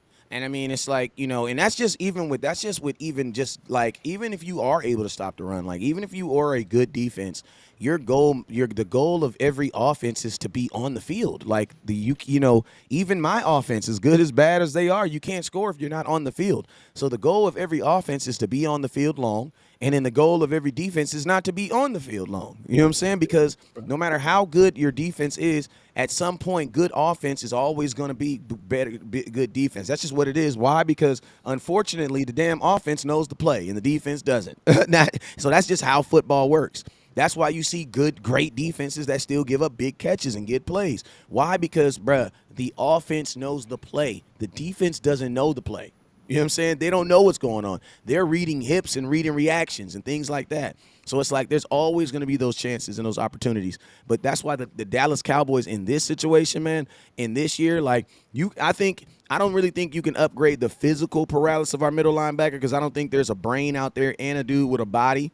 I think that was Roquan Smith. You know what I'm saying? But I Yep. think you'll probably have to give on one of them. Like you might be able to get a guy who has the brain, but he just ain't got the body. You know what I'm saying? And just hope that he can get you through a little spot right now. You know what I'm saying? But I mean, because you have the bodies, we need the brain. Like you And need then the there's brain. another thing too, man. Like, is it talent? Shit. Why? This is the reason why I asked that. Because Rod Marinelli had less. But this is one thing Rod also had. He had excellent effort in the trenches, bro, with less. You know what I'm saying? Like Antoine Woods is one of our best. Antoine Woods wouldn't be one of our best on this team, bro. Antoine Woods would be on the bubble on this team. You see what I'm saying? So it's who need a kick in that, you know what, right? So because it's like we know Rod guys played above themselves. That's why I also don't think it's a coincidence that you can trust Tank, right? Because Tank is under that old philosophy that go all out. I'm gonna be all things to all I can at all times. Coming from Rod, now that because I've been giving Aiden Dirty love and props, but as I start seeing the group go backwards, sometimes you got to take your props back. You know what I mean? And it's one of those things to where I need more out that group because let's be honest, Aiden and Dan Quinn, you have been given more than Rod. They have. Let me ask you a question, Wes. When has Rod ever had a big guy like what we have in the middle? Not really. We sitting in the middle with Crawford. Nah, bro. So it's like, nah, we got enough. I ain't hearing it. And I think, linebacker, we got some issues there. But I still think we need to give them youngsters a little bit more reps. Now, I definitely don't know Cox can't play that middle. Don't try it. Don't do it. It makes no sense. But Cox at big nickel, they need to look at that.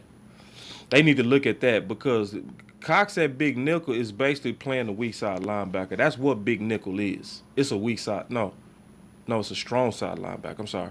It's a strong side linebacker. So you have a big nickel playing a strong side linebacker. That would be a better fit than middle linebacker all day, and it would work his ability to work sideline to I sideline. want to talk. Go ahead. Not to Yeah, cut you off. Go ahead. it'll just help his ability to work what he's good at. And it would also confuse the offense because you have a guy that can also cover. Because now what you'll be doing is because this is my fear, West Coast, and I'm gonna just be honest. Shoot. I know the vision of putting Curse at linebacker was beautiful last year, but I think it's starting to wear on him. Just Yeah, in my man. opinion. Oh my.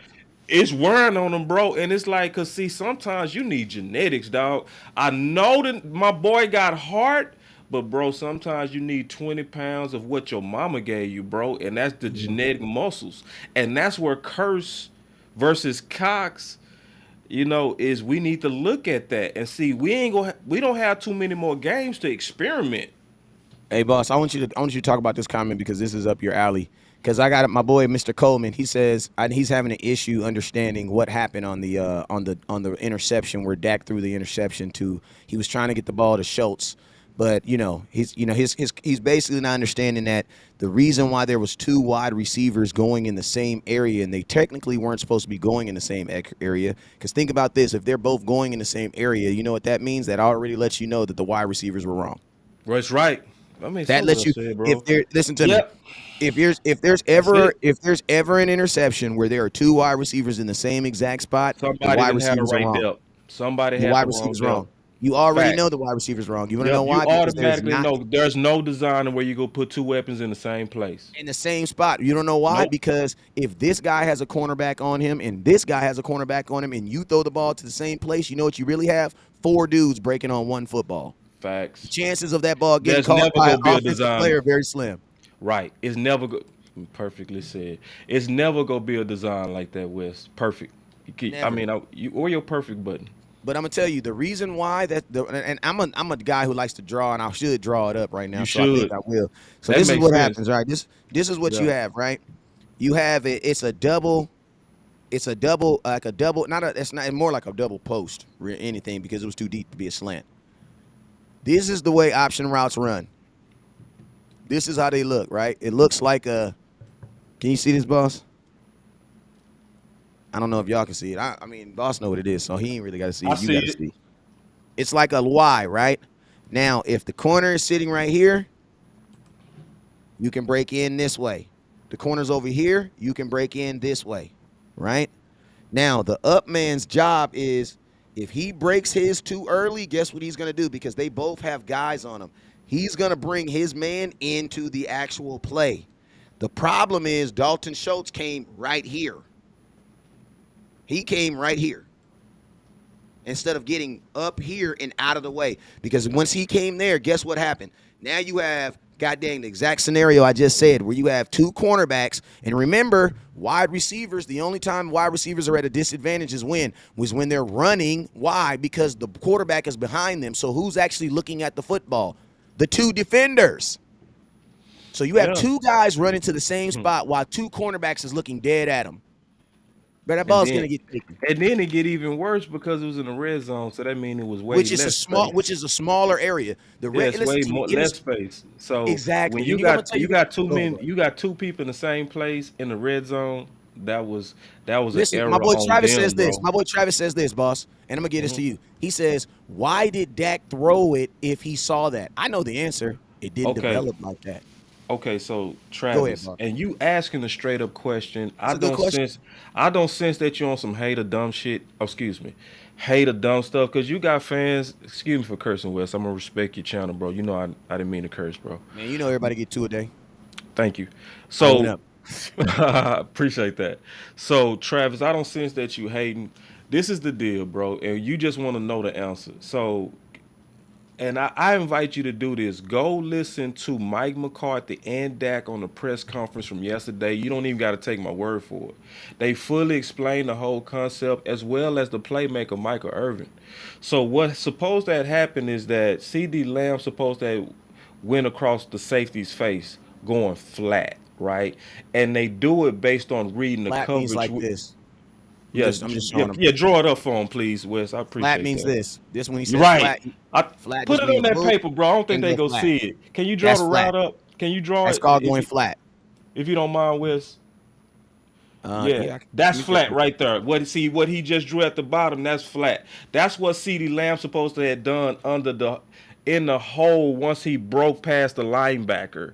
And what was happening is they was in the option route to where Dak is seeing it like, yep, he's supposed to cross his face. But what CD Lamb is he went behind him, right? Which is what you do if it's a single high safety, right? So with that though, this is the key, Travis.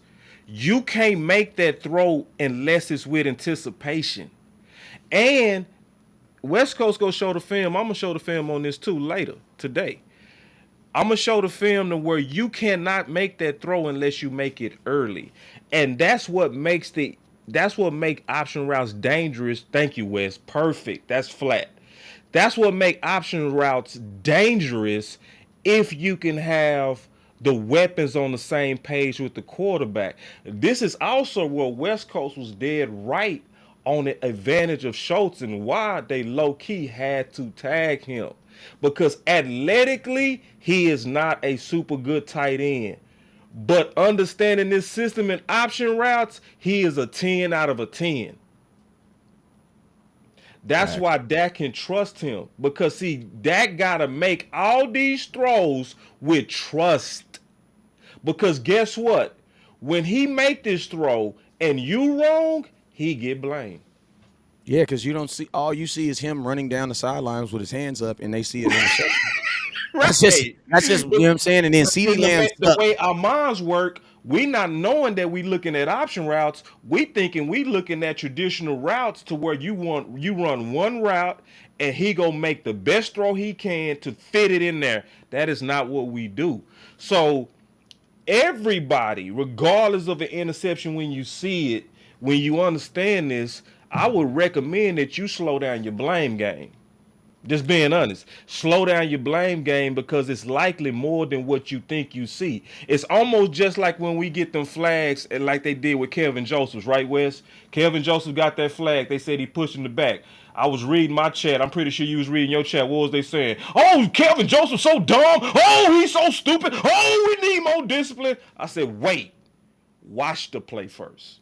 Go watch the play. And then we watched the play. What did you see, Wes? Clean block, right? That's what we looking at when we looking at these option routes. So what it really, really, really requires is us, West Coast, Boss Cowboy, first of all, to educate the fans. Two, you gotta want to be educated. And you can't be the type of person that's just looking for a reason to be mad at your quarterback. Because if you want answers, we go give it to you. And we go prove it to you. But if you want to blame, ain't nothing we gonna be able to say to you anyway, dog. Facts. Hey, I just drew it up real quick. So this is what it looked like. The route that he's supposed to be running is a deep route, right? He's supposed to hit it flat. When he goes by flat, Yep, he's just supposed to like go that. run parallel to the line. Yep. Run the line. That's what he's he supposed to have did done. is he ran the route, but he rounded at the. My hands are all wrong right there. Behind the safety. There you go. He rounded off the route. Behind the safety. Show. This is That's what he did. Yes, this is a route. There's two types of routes where you're throwing to a spot and when you're throwing to the receiver. When you're throwing a route like this, you're throwing to a spot. You know what I'm saying? Right. The ball is coming out. You know what I'm Right. saying? So CD, you gotta break and be flat. What did CD Lamb do? He rounded his route off. I'm gonna tell you why he rounded his route off, because there was probably somebody right here. If we go look at the film, I can guarantee you there was somebody right here. And instead of him stemming and still getting back on his line, he basically let the dude reroute him. You know what I'm saying? And then I'm going to tell you this. In an option-based system where Dak is expecting you to be where you're supposed to be, bro, like, this ball is going in the air. Like, it's an anticipation throw. Like, these cornerbacks are too good for you to sit back and wait for somebody to get open, bro. And it's really not even the cornerbacks. These defensive linemen. Facts. The pressure that is on your ass does not preclude you to stand there and wait for him to get to his route. He can't. You can't wait. He cannot wait, bro. He got to throw it. And see, this is the sad thing. When you really understand this, you really should feel sorry for Dak for a lot of reasons. Let's talk about it. First of all, how many times we've been hearing that Dak can't read a defense? How many of y'all been actually entertaining that lie? That lie that been on him for years. Matter of fact, let me tell you, you can't be in this system without being extremely intelligent. Let me explain why. Because see, you don't only have to know the option of CeeDee Lamb, you gotta also know the other options of your other three weapons. In a direct moment. You got to know it as soon as it happens. So you don't only have a quarterback that's reading defenses. You got a quarterback that's super reading defenses. Matter of fact, Mike McCarthy said himself, I've never been in a system with so many option routes. He said himself, I don't even like these option routes as aggressive as they are.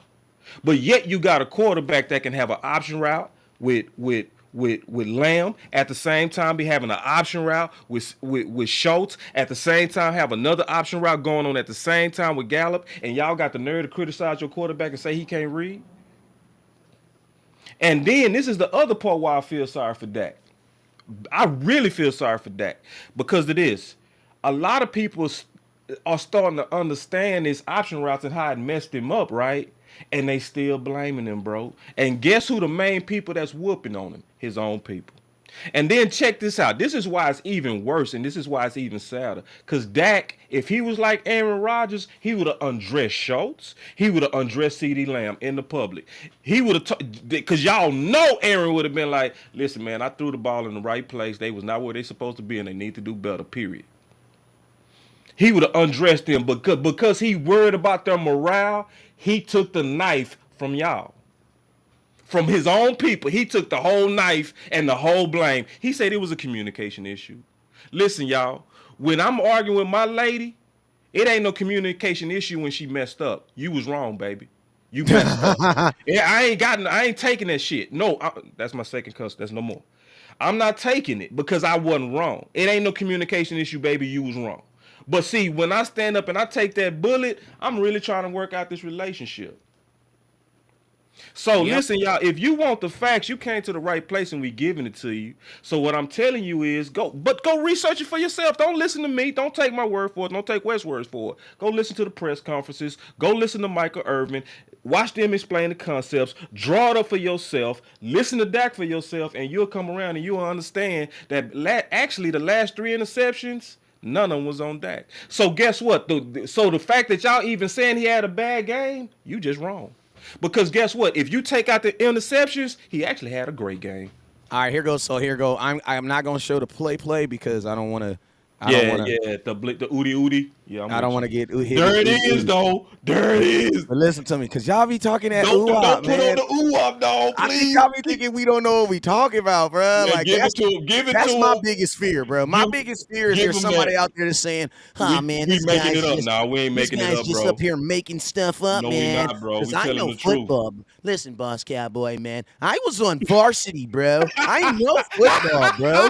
Like, bro, ask my lady, bro. And listen, I get it. Some of you guys are the smartest football guy in your family. But guess what? That's not good enough. All right? Now, I want y'all to look right here. I want y'all to look right here.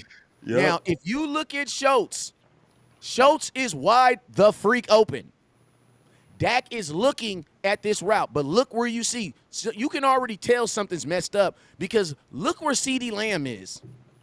Yeah. Exactly. This is before the interception. Now, I'm going to ask you guys this question. Why would Dak not throw this ball? Schultz is wide open, bruh. But look what happens. Dun, dun, dun. Dun, dun, dun. Look at where Dalton Schultz is breaking his route at. This isn't the all 22, so when I get the all 22, you'll be able to really, really get to see it. Yeah, but break it down. Look at where both these guys are breaking their routes at. Yep. Both of them are breaking their routes right there. Bro, there is not a route in the end. There is not a play in the NFL that is going to have two guys break their route off at the exact same place at the same point. depth. Nope. Bro, they're going to run into each other. That means it was confusion. That's evidence right there. You ain't even got to play it no further. This is not on your evidence right there, bro. This it's is not on your quarterback, bro. Yeah, bro. It's not. This is not on your quarterback, bro. See, but on TV, this is what it looked like. Like you say, you see Dak with his hands up running after the dude who got the interception. And we don't even understand that our offense. So when you don't understand the offense, the first thing you do in your emotions, Dak need to make better decisions. Why did he make that throw if he saw that? Because he's supposed to make that throw right there.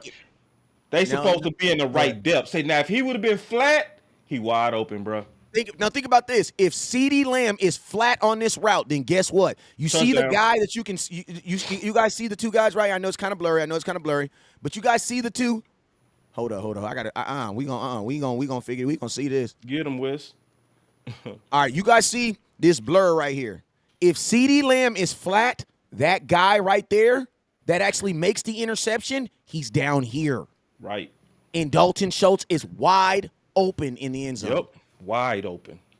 But since CD did not go flat, CD rounded his route up and he went into the end zone. CD is not supposed to go in the end zone. CD is supposed to go flat right here in front of the end zone. If CD catches the ball, he's going to have to make a move Yep. to get into the end zone. Dalton Schultz, this is a double layer pass. You know what I'm saying? Where you're basically running a slant, but and then you run a post right behind it, so it looks like the same route, but they're at different levels. And I'm gonna tell you this right now: if the bottom man does not run his route where he's supposed to, then the top man's gonna be double covered, and that's exactly what happened. And think about it. Remember, y'all gonna remember it now. Remember after this play, why did you see Schultz and Lamb fussing at each other on the sideline? Because they was both trying to decide who was wrong. But Right. they knew it wasn't. They knew it wasn't on. They knew But one of them.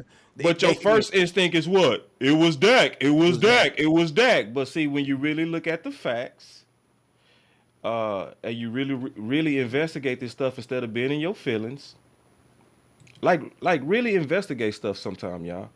Like, I'm not trying to act like we better than y'all or nothing, but this is also why West Coast, this is his full-time job, bro. This is his entrepreneurial business. Bro, he take this dead ass serious, dog.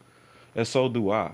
You hear me? When you listen, y'all, I hope y'all heard him say he celebrated his wife's anniversary off the Cowboys, bro. That's blood, sweat, and tears into this. Like, some people fans, some people, this is more than fandom. I just really want y'all to understand that so that, in my opinion, it's not saying we always right, but expect a higher level of scrutiny when it comes from Boss and West. We go really dig into this stuff, bro. And this is the thing I know about West, and I'm just trying to encourage y'all on his channel. This is one thing I know about him. He put truth first, bro. I've been rocking with him for years now. He put truth first. Like, he will stand alone by himself, take all kind of knives and arrows when he's investigated and know it's right. He will stand by himself and be very comfortable. Facts. You I know mean, what I'm saying? that's So just how you gotta so be. I mean, so Travis, I'm not even asking you to apologize. I'm not asking you to just love Dak. All I'm asking you to do is just be fair in your analysis, and that's it. And I think you that tight. And when you do, tell others that you see getting it wrong. Don't be quiet when you go into your Facebook group or you in your chat and you see them people blaming Dak. Don't be whack like that. I don't think you are Travis or anybody else. But man, see, now that you know what really happened, have that same energy for Kellen Moore. Because that's who you should be blaming. Because guess what? Kellen Moore's the one that got the vision of option routes against his facts. head coach. So if we go have all this energy at Dak, let's really concentrate our energy to the person that's the real culprit. Yeah, and this is the because I think the last thing he said is he said, why didn't he just throw it to somebody open? Listen, man, on It's a plays different you offense, have dog. you have reads. You have first read, second read, third read. And to be honest with you, the reason why he threw the ball is because he didn't know that CeeDee Right. Lamb was gonna go flat. Oh, he didn't know Dak that. is He thinking assumed. that CD Lamb's going to do his job and go flat. So Right. when he throws the ball, it's going to go right over CD Lamb's head into an open. Think about this. If CD Lamb goes flat, Dalton Schultz is wide open.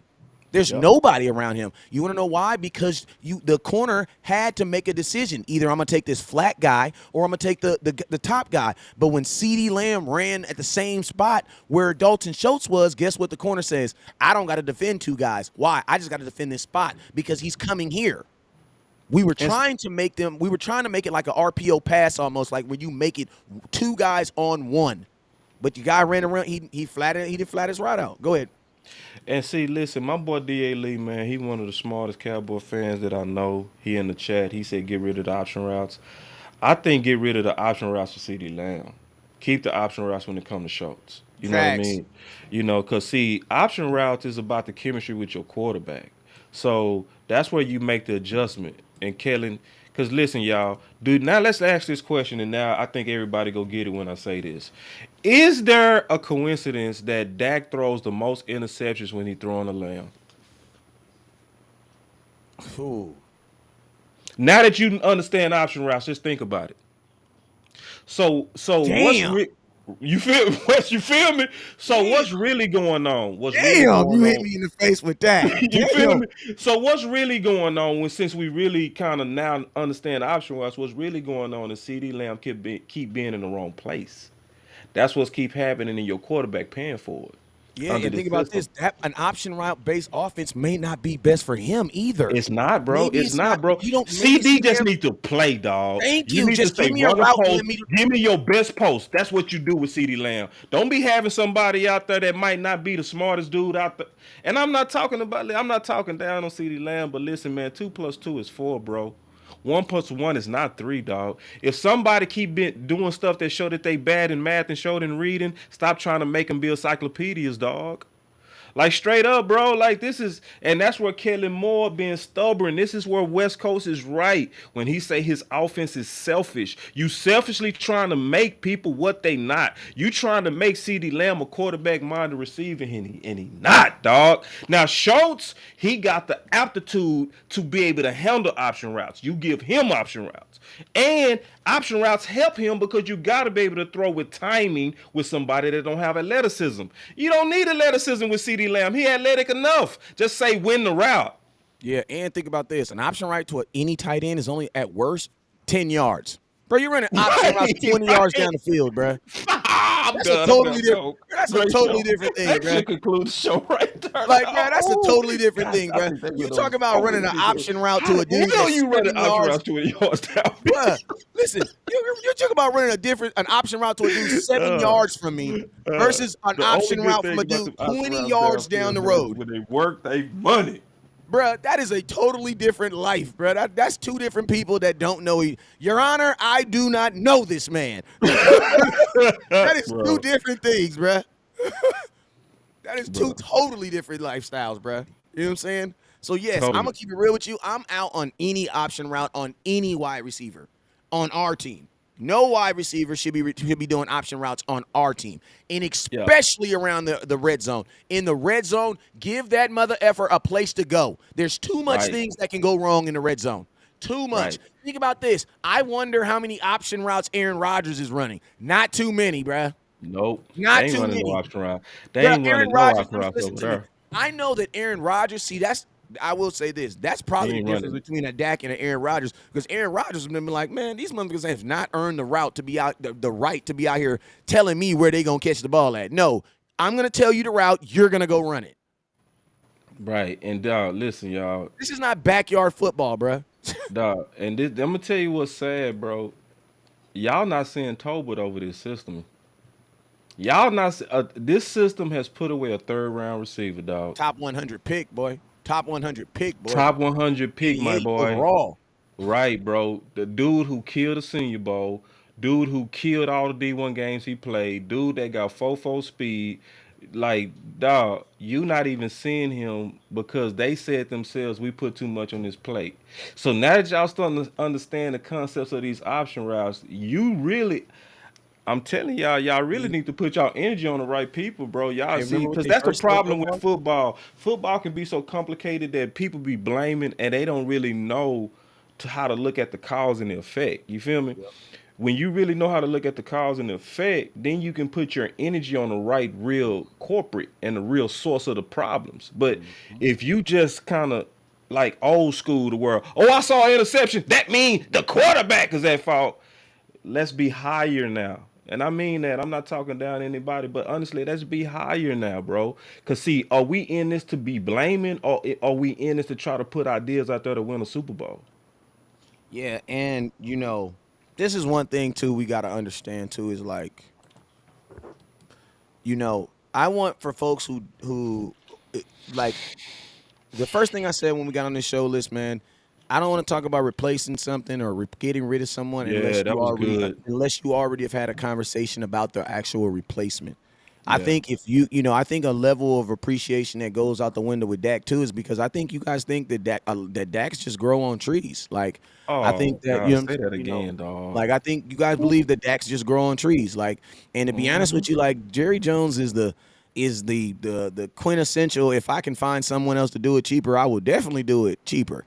But it's like, man, like y'all got to like the opportunity as like two things that I think the Cowboys have been very genuine on, and why I don't just jump all the way off the cliff with the Cowboys is one, they ain't never tried to start Tony Pollard over Ezekiel Elliott, and that lets me know that there's someone in the building that knows common sense still. Yes, so And the fact Whatever, that bro. this, no matter what Cooper Rush did, Jerry Jones never wavered in this right here. As soon as Dak Prescott is able to grip a football, he is going to be a starting quarterback for the Dallas Cowboys. So Yep. listen, as I know Common people get sense here is like in the building. common sense is in the building. Like it Well hasn't said, gotten boy. that far. You know what I'm saying? It hasn't gotten that far. It ain't You know what I'm got that saying? far where it's just stupidity. Straight stupidity. What we seeing likely to West Coast point is a debate of concepts and ideas and somebody on the wrong side. That's what we looking at. But common sense truly is in the building. Hey, and boss, can I Well say this said, too real bro. quick? Because I don't want anybody to think that we are blaming CeeDee Lamb. I'm gonna tell you guys what we're blaming on CeeDee Lamb and Dak Prescott. Dak's broken thumb. Because I'm guess blaming what? TD Lamb, bro. But you know what? I'm not blaming CeeDee Lamb. You wanna know why? And I'm not. It's not I'm even gonna tell you blaming. why. It's I'm his gonna tell you fault. why. I'm gonna It tell ain't you why. blame. It is his fault, but I'm gonna tell you why. Yeah, Because man, I see it like this. he still They have ball though. they have literally they are literally now you're asking them to play in a offense that is built off chemistry, and there has not been any chemistry. I see Why? what you're Because saying. of Dak's freaking thumb. Dak's Yeah. thumb is probably more to blame than any fault on this offense. Keep it real as far in the passing game. Because if you really think about it, family, these dudes, this is his third game.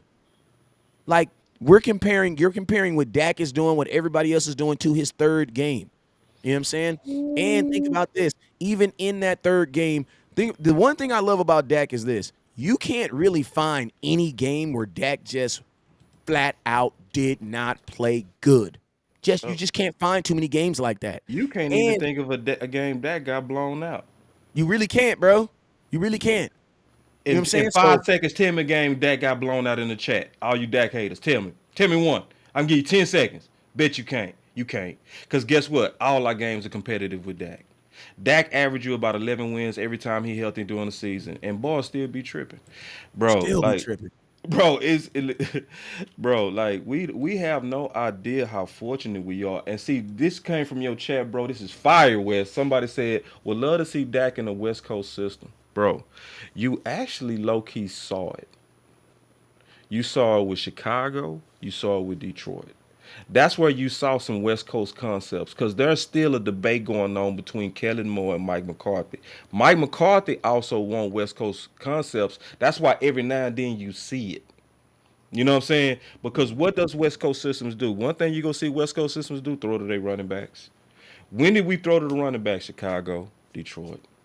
You know what I'm saying? So but then when we run in Kellen Moore's offense, you ain't gonna see it. Baltimore doesn't have an offensive system, Right. bro. He Because don't.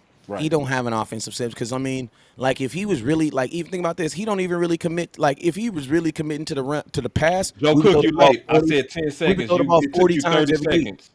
And You know then what I'm he saying? said you was down. He said last year we was down 28-0. I asked when did that get blown out? And it took you all day. Don't Google nothing. And okay, so then give me another one, Joe. Watch this. Joe gone. You ain't hear from Joe no more. Joe gone. Yeah, All right, talking man. about Hey, but boss, down let them know where they can 28. find you I at, ain't my trying to boy. hear nothing about down by 28. I'm trying to hear where Dak at the end of the game was officially blown out. You ain't gonna find it, dog. Yeah, man. I'm gonna And tell if you you this. find it, Hey, it's gonna be one in his whole career. man, Yeah, I just tell you like this, man. I'm gonna tell you like this. don't laugh. Dak is in, Salute. Dak has listen to me. Then I'm gonna end it with this right here. A All lot of right, bro. reasons why a lot of fans, honestly, I think be so butthurt over Dak is because in your heart you really do have a high expectations for him. Because if you really thought that Dak wasn't nothing, then you wouldn't even you wouldn't be comparing him to the things that. Because if you think about this, if you really thought that Dak wasn't good, why would you think he can even achieve the things that you say he can't achieve? You know what I'm saying? Like Bro, Dak's that so within its good. that Dak's within so good. itself is that within itself is an oxymoron. So that's why I say a lot of you guys are not. It's not that you don't like Dak. It's you don't like Dak. You don't like your quarterback after a loss, and I get that. That's all Dak's good. so good. The only people they compare him to is Aaron Rodgers, Tom Brady, and Mahomes. I'm waiting on one of y'all to say something beside them three when you compare them. Because everybody always say, I just don't think Dak is that guy. You know, because when I see Aaron Rodgers, when I see Mahomes, when I see Tom Brady, it's like, bro, can y'all say anybody else other than people in GOAT categories? See, that's how you know that good. And I'm going to say this, Wes, and I know we're getting ready to get out of here. You're only as good This, as the people they say you're not. right. But check this. This is the sad truth about what's also going on, too. It's propaganda, bro. People don't know it, but a whole lot of us have been brainwashed. Facts. Like we've been brainwashed not by what we see, not by what the data says, but what you keep hearing over and over and over. So Dak, when he was top two in efficiency versus Detroit, y'all still called it average. Why? Because the media kept calling. Y'all called it rusty. What the say West Coast? How can you be top three in efficiency and that's rust? My thing is this. My thing is this. Who won the league MVP last year? Who was considered the best offensive player in football last year? You know who it was? It was Aaron Oh Rodgers. yeah, Aaron Rodgers. He had the same Aaron touchdown. Rodgers threw 37 touchdowns Yeah, in 17 games. but Dak Dak is Prescott, average. Dak Prescott threw 37 37 touchdowns touchdowns. in 16 games. Right, in And he's 16 not games. and he can't read Yeah, defenses. but let y'all say he barely top 10. Man, stop. You know, Like my it's like, question is this: like, how do you guys deny stuff like that? Like Aaron yeah, Rodgers how do won you do the that facts? MVP. He Right. won the MVP throwing How? 37 touchdowns in Brainwash 17 dog. games. Dak Prescott threw 37 touchdowns in one less game. How is he considered a bad or an average quarterback? How do you guys feel? How does that happen? Brainwash, bro. That's the sad truth, bro. And it show you, and it's the sad part about that pimping media. They know they pimping y'all. I'm being honest. They know. Listen, why do you think Jerry and them And stood up Dak there and Prescott is not lied? a top three quarterback. Brandon, how you get mad about somebody's money and you ain't even accurate how much he getting paid? Dak is not a top three quarterback. Slap yourself. And I'll What? tell you also, I'm gonna say this, Brandon. I'm mad at how much you make at your job. I'm mad. You wanna know why? Oh, get him, Because go, go. I'm just being honest with you. I've heard around the grapevine that there's a couple people that actually do your job better. Like I'm just keeping it real with you, Brandon. I've Googled what you do and I do not see your name on the top 10 list. So I'm upset with how much you make at your job. Now, my Oh, question is that should that predicate what your company feels that you're worth? See, a lot of times you don't get paid by what you do. You get paid by what you're worth to that company and how hard it is for them to replace you. yeah. Pretty sure at your job right now, they could find someone to do your job for at least $5 cheaper. But guess what? There's a value and a worth that you bring. And that's why they pay you that. And your company can afford it. So guess what? Nobody's tripping. You feel me? You And Dak bet. is not no top three quarterback. What is that? Maybe in 2020, maybe in COVID he was. During COVID he definitely was. The world is back outside. Dak is not a top three. He ain't even a top five. Last time I checked, he's like 9. And think about this: when Lamar gets paid, he's gonna be 10. When Burrows get paid, he's gonna be 11. Like when Justin Herbert gets paid, he's gonna be 13. I mean Yeah. 12. Like They listen done to me, by the end of this, they done Dak literally might even be a convinced top these cats. 15. They done literally convinced Cowboy fans to be mad at a very good quarterback. Facts. Justin Herbert ain't even won a playoff game before. Bro, and people ain't even peeped that, bro. I Lamar put it like Jackson. this. Oh my God, bro. If Dak would have been Allen with Allen turnovers the last 2 weeks, bro, they would have put Dak under the building, bro, and buried him and blew him up. If Dak would have fumbled a snap on the 1 yard Nah. line, bro, dog, man, bro, listen, y'all. Hey, I'm gonna say this real quick. Hey, everybody at everybody's job can't be replaced. Can't be True. replaced. No, I can't. No, you can't replace West Coast and drop somebody else right here and get that Nah, same fire. No, you can't. you If you can't. can be You replaced, definitely you can't have do low that with boss. self-esteem, my brother. Yeah, I you can't can't be replace replaced. me. You can't Can't replace replace boss. me, bruh. It's only one boss. It's I'm only good one at West bossing. Coast. Boy, I'm And I'm so gonna tell good you at this right bossing. now. If you don't believe Shit. it, I'm gonna tell you, you're one of one. You're one of. I'm talking to everybody in this comment box that's watching right now. You are one on one. You are irreplaceable. You want to know why? Because God put a talent in you that only He can massage in you. So I rebuke that spirit right now. Hell nah, you are irreplaceable. Can't Right. nobody come and It's do what only you one do. you, big dog. You the Only best at one of you. you. Ain't nobody gonna ever you like you. Ooh. Ooh, and on that note, we up out of this. Hey, boss, we got to do this, man. Man, bro, man, I already told you, bro. Like, listen, the people want West and Boss, bro. We just got to figure out how to make it happen, dog. The people want Boss and West, bro. Listen, dog. Everybody know we bring that funk when we come together, dog. For real. That's real talk. Facts. Talking about Dak can be replaced. I'm gonna ask you a Man, question. How hell many nah. quarterbacks how many quarterbacks you have between Tony Romo and Troy Aikman? It was like 14 different quarterbacks. And see, like, it just shows the lack of appreciation, bro. Like, your wife can be replaced. I'm not disrespecting your wife, but you would never say that out of You would respect, never dog. say that. Like, see, the level of respect that we done lost, we so soft now, and I'm not talking to you specifically, my homie, but I'm just saying in general, like, this era is so weird, dog. No, Like, the bro, era of men. The women is cool. The women don't know how to. the I era got some of good men news. is weird now, dog. Like Please for say real, men bro. because it ain't the women. Like, can I keep it real, dog? Before we get out of here, dog. Listen, bro. Yes. I ain't never lived in a world where Troy Aikman was ever said, "Hey, man, I sure wish he was Steve Young and Elway, dog." Oh my You know, God. like I know to this day that Jerry Rice was always better than Michael Irvin, but I never wanted Jerry Rice over Michael Irvin. That dude was my receiver, dog. You Thank you. understand me? You understand me? Troy Aikman was my quarterback. Even if he wasn't the best quarterback, he was my quarterback, dog. I just don't know how y'all move. I don't understand how y'all covet and suck on people that you could never have. It's what like I don't get y'all. I really don't, bro. Like you can't get Aaron, so why you kissing his balls? You can't get Mahomes, so why you keep comparing Dak to him, bro? I just don't get y'all. I really don't. I'm cool with what I got, and I want what I got with Dak and all my other You know what homies it is, over there boss? to whoop I'm that tell you what whoop it is. that whoop them. People That's don't what I always, want. boss. People get mad when I say it, but I know what it is. Fantasy football. Fantasy Yeah. football is what did this. You want to know why? Because before fantasy Mm. football, you didn't give a damn what Arizona Cardinals quarterback did.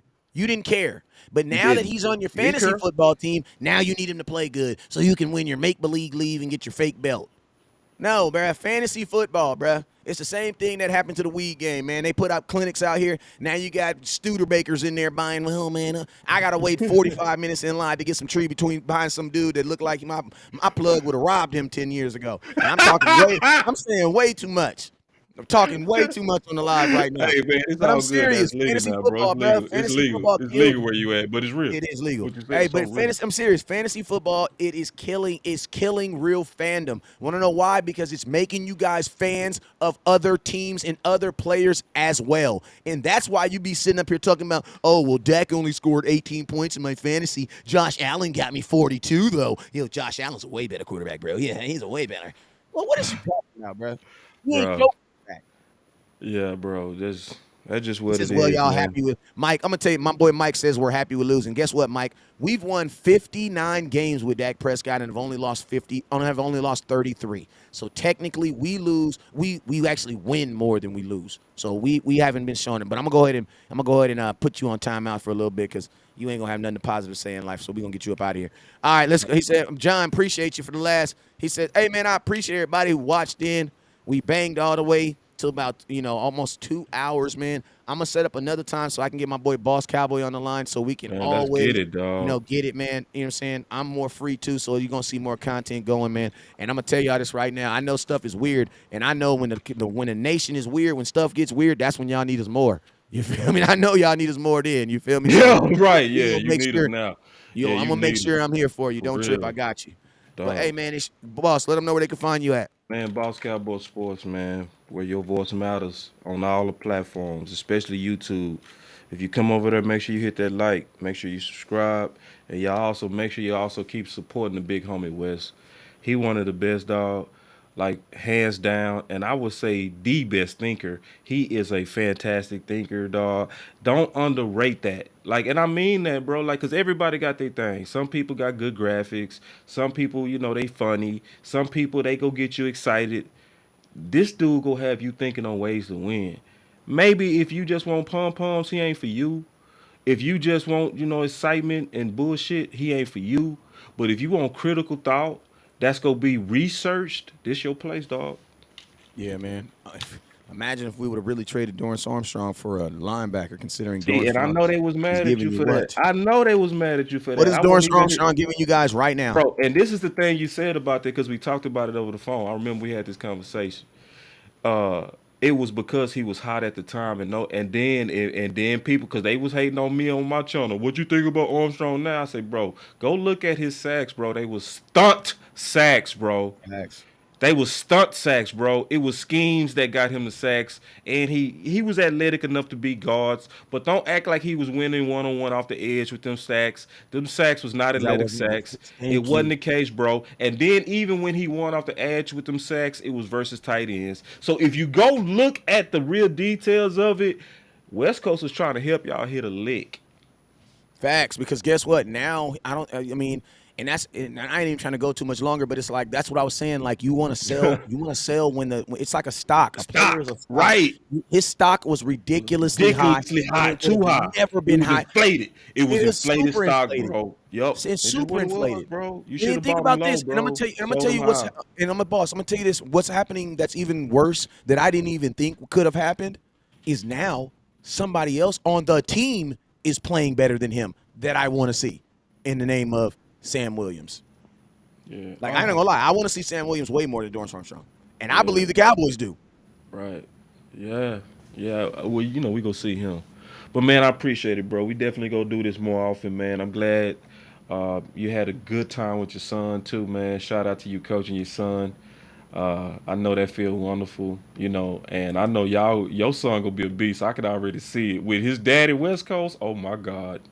Just appreciate it, my boy. Hey, it's all a process, my man. Yeah. Yes, indeed. But hey, All right, man, you big guys dog. are, yes, sir. Hey, you guys already know where to find me at every single day, man. Right around here. Y'all already know I don't ever tell y'all when I'm going live. Why? Because I live a cowboy life and I'm a cowboy life streamer. But you guys already know what it is. Never look down because stars up.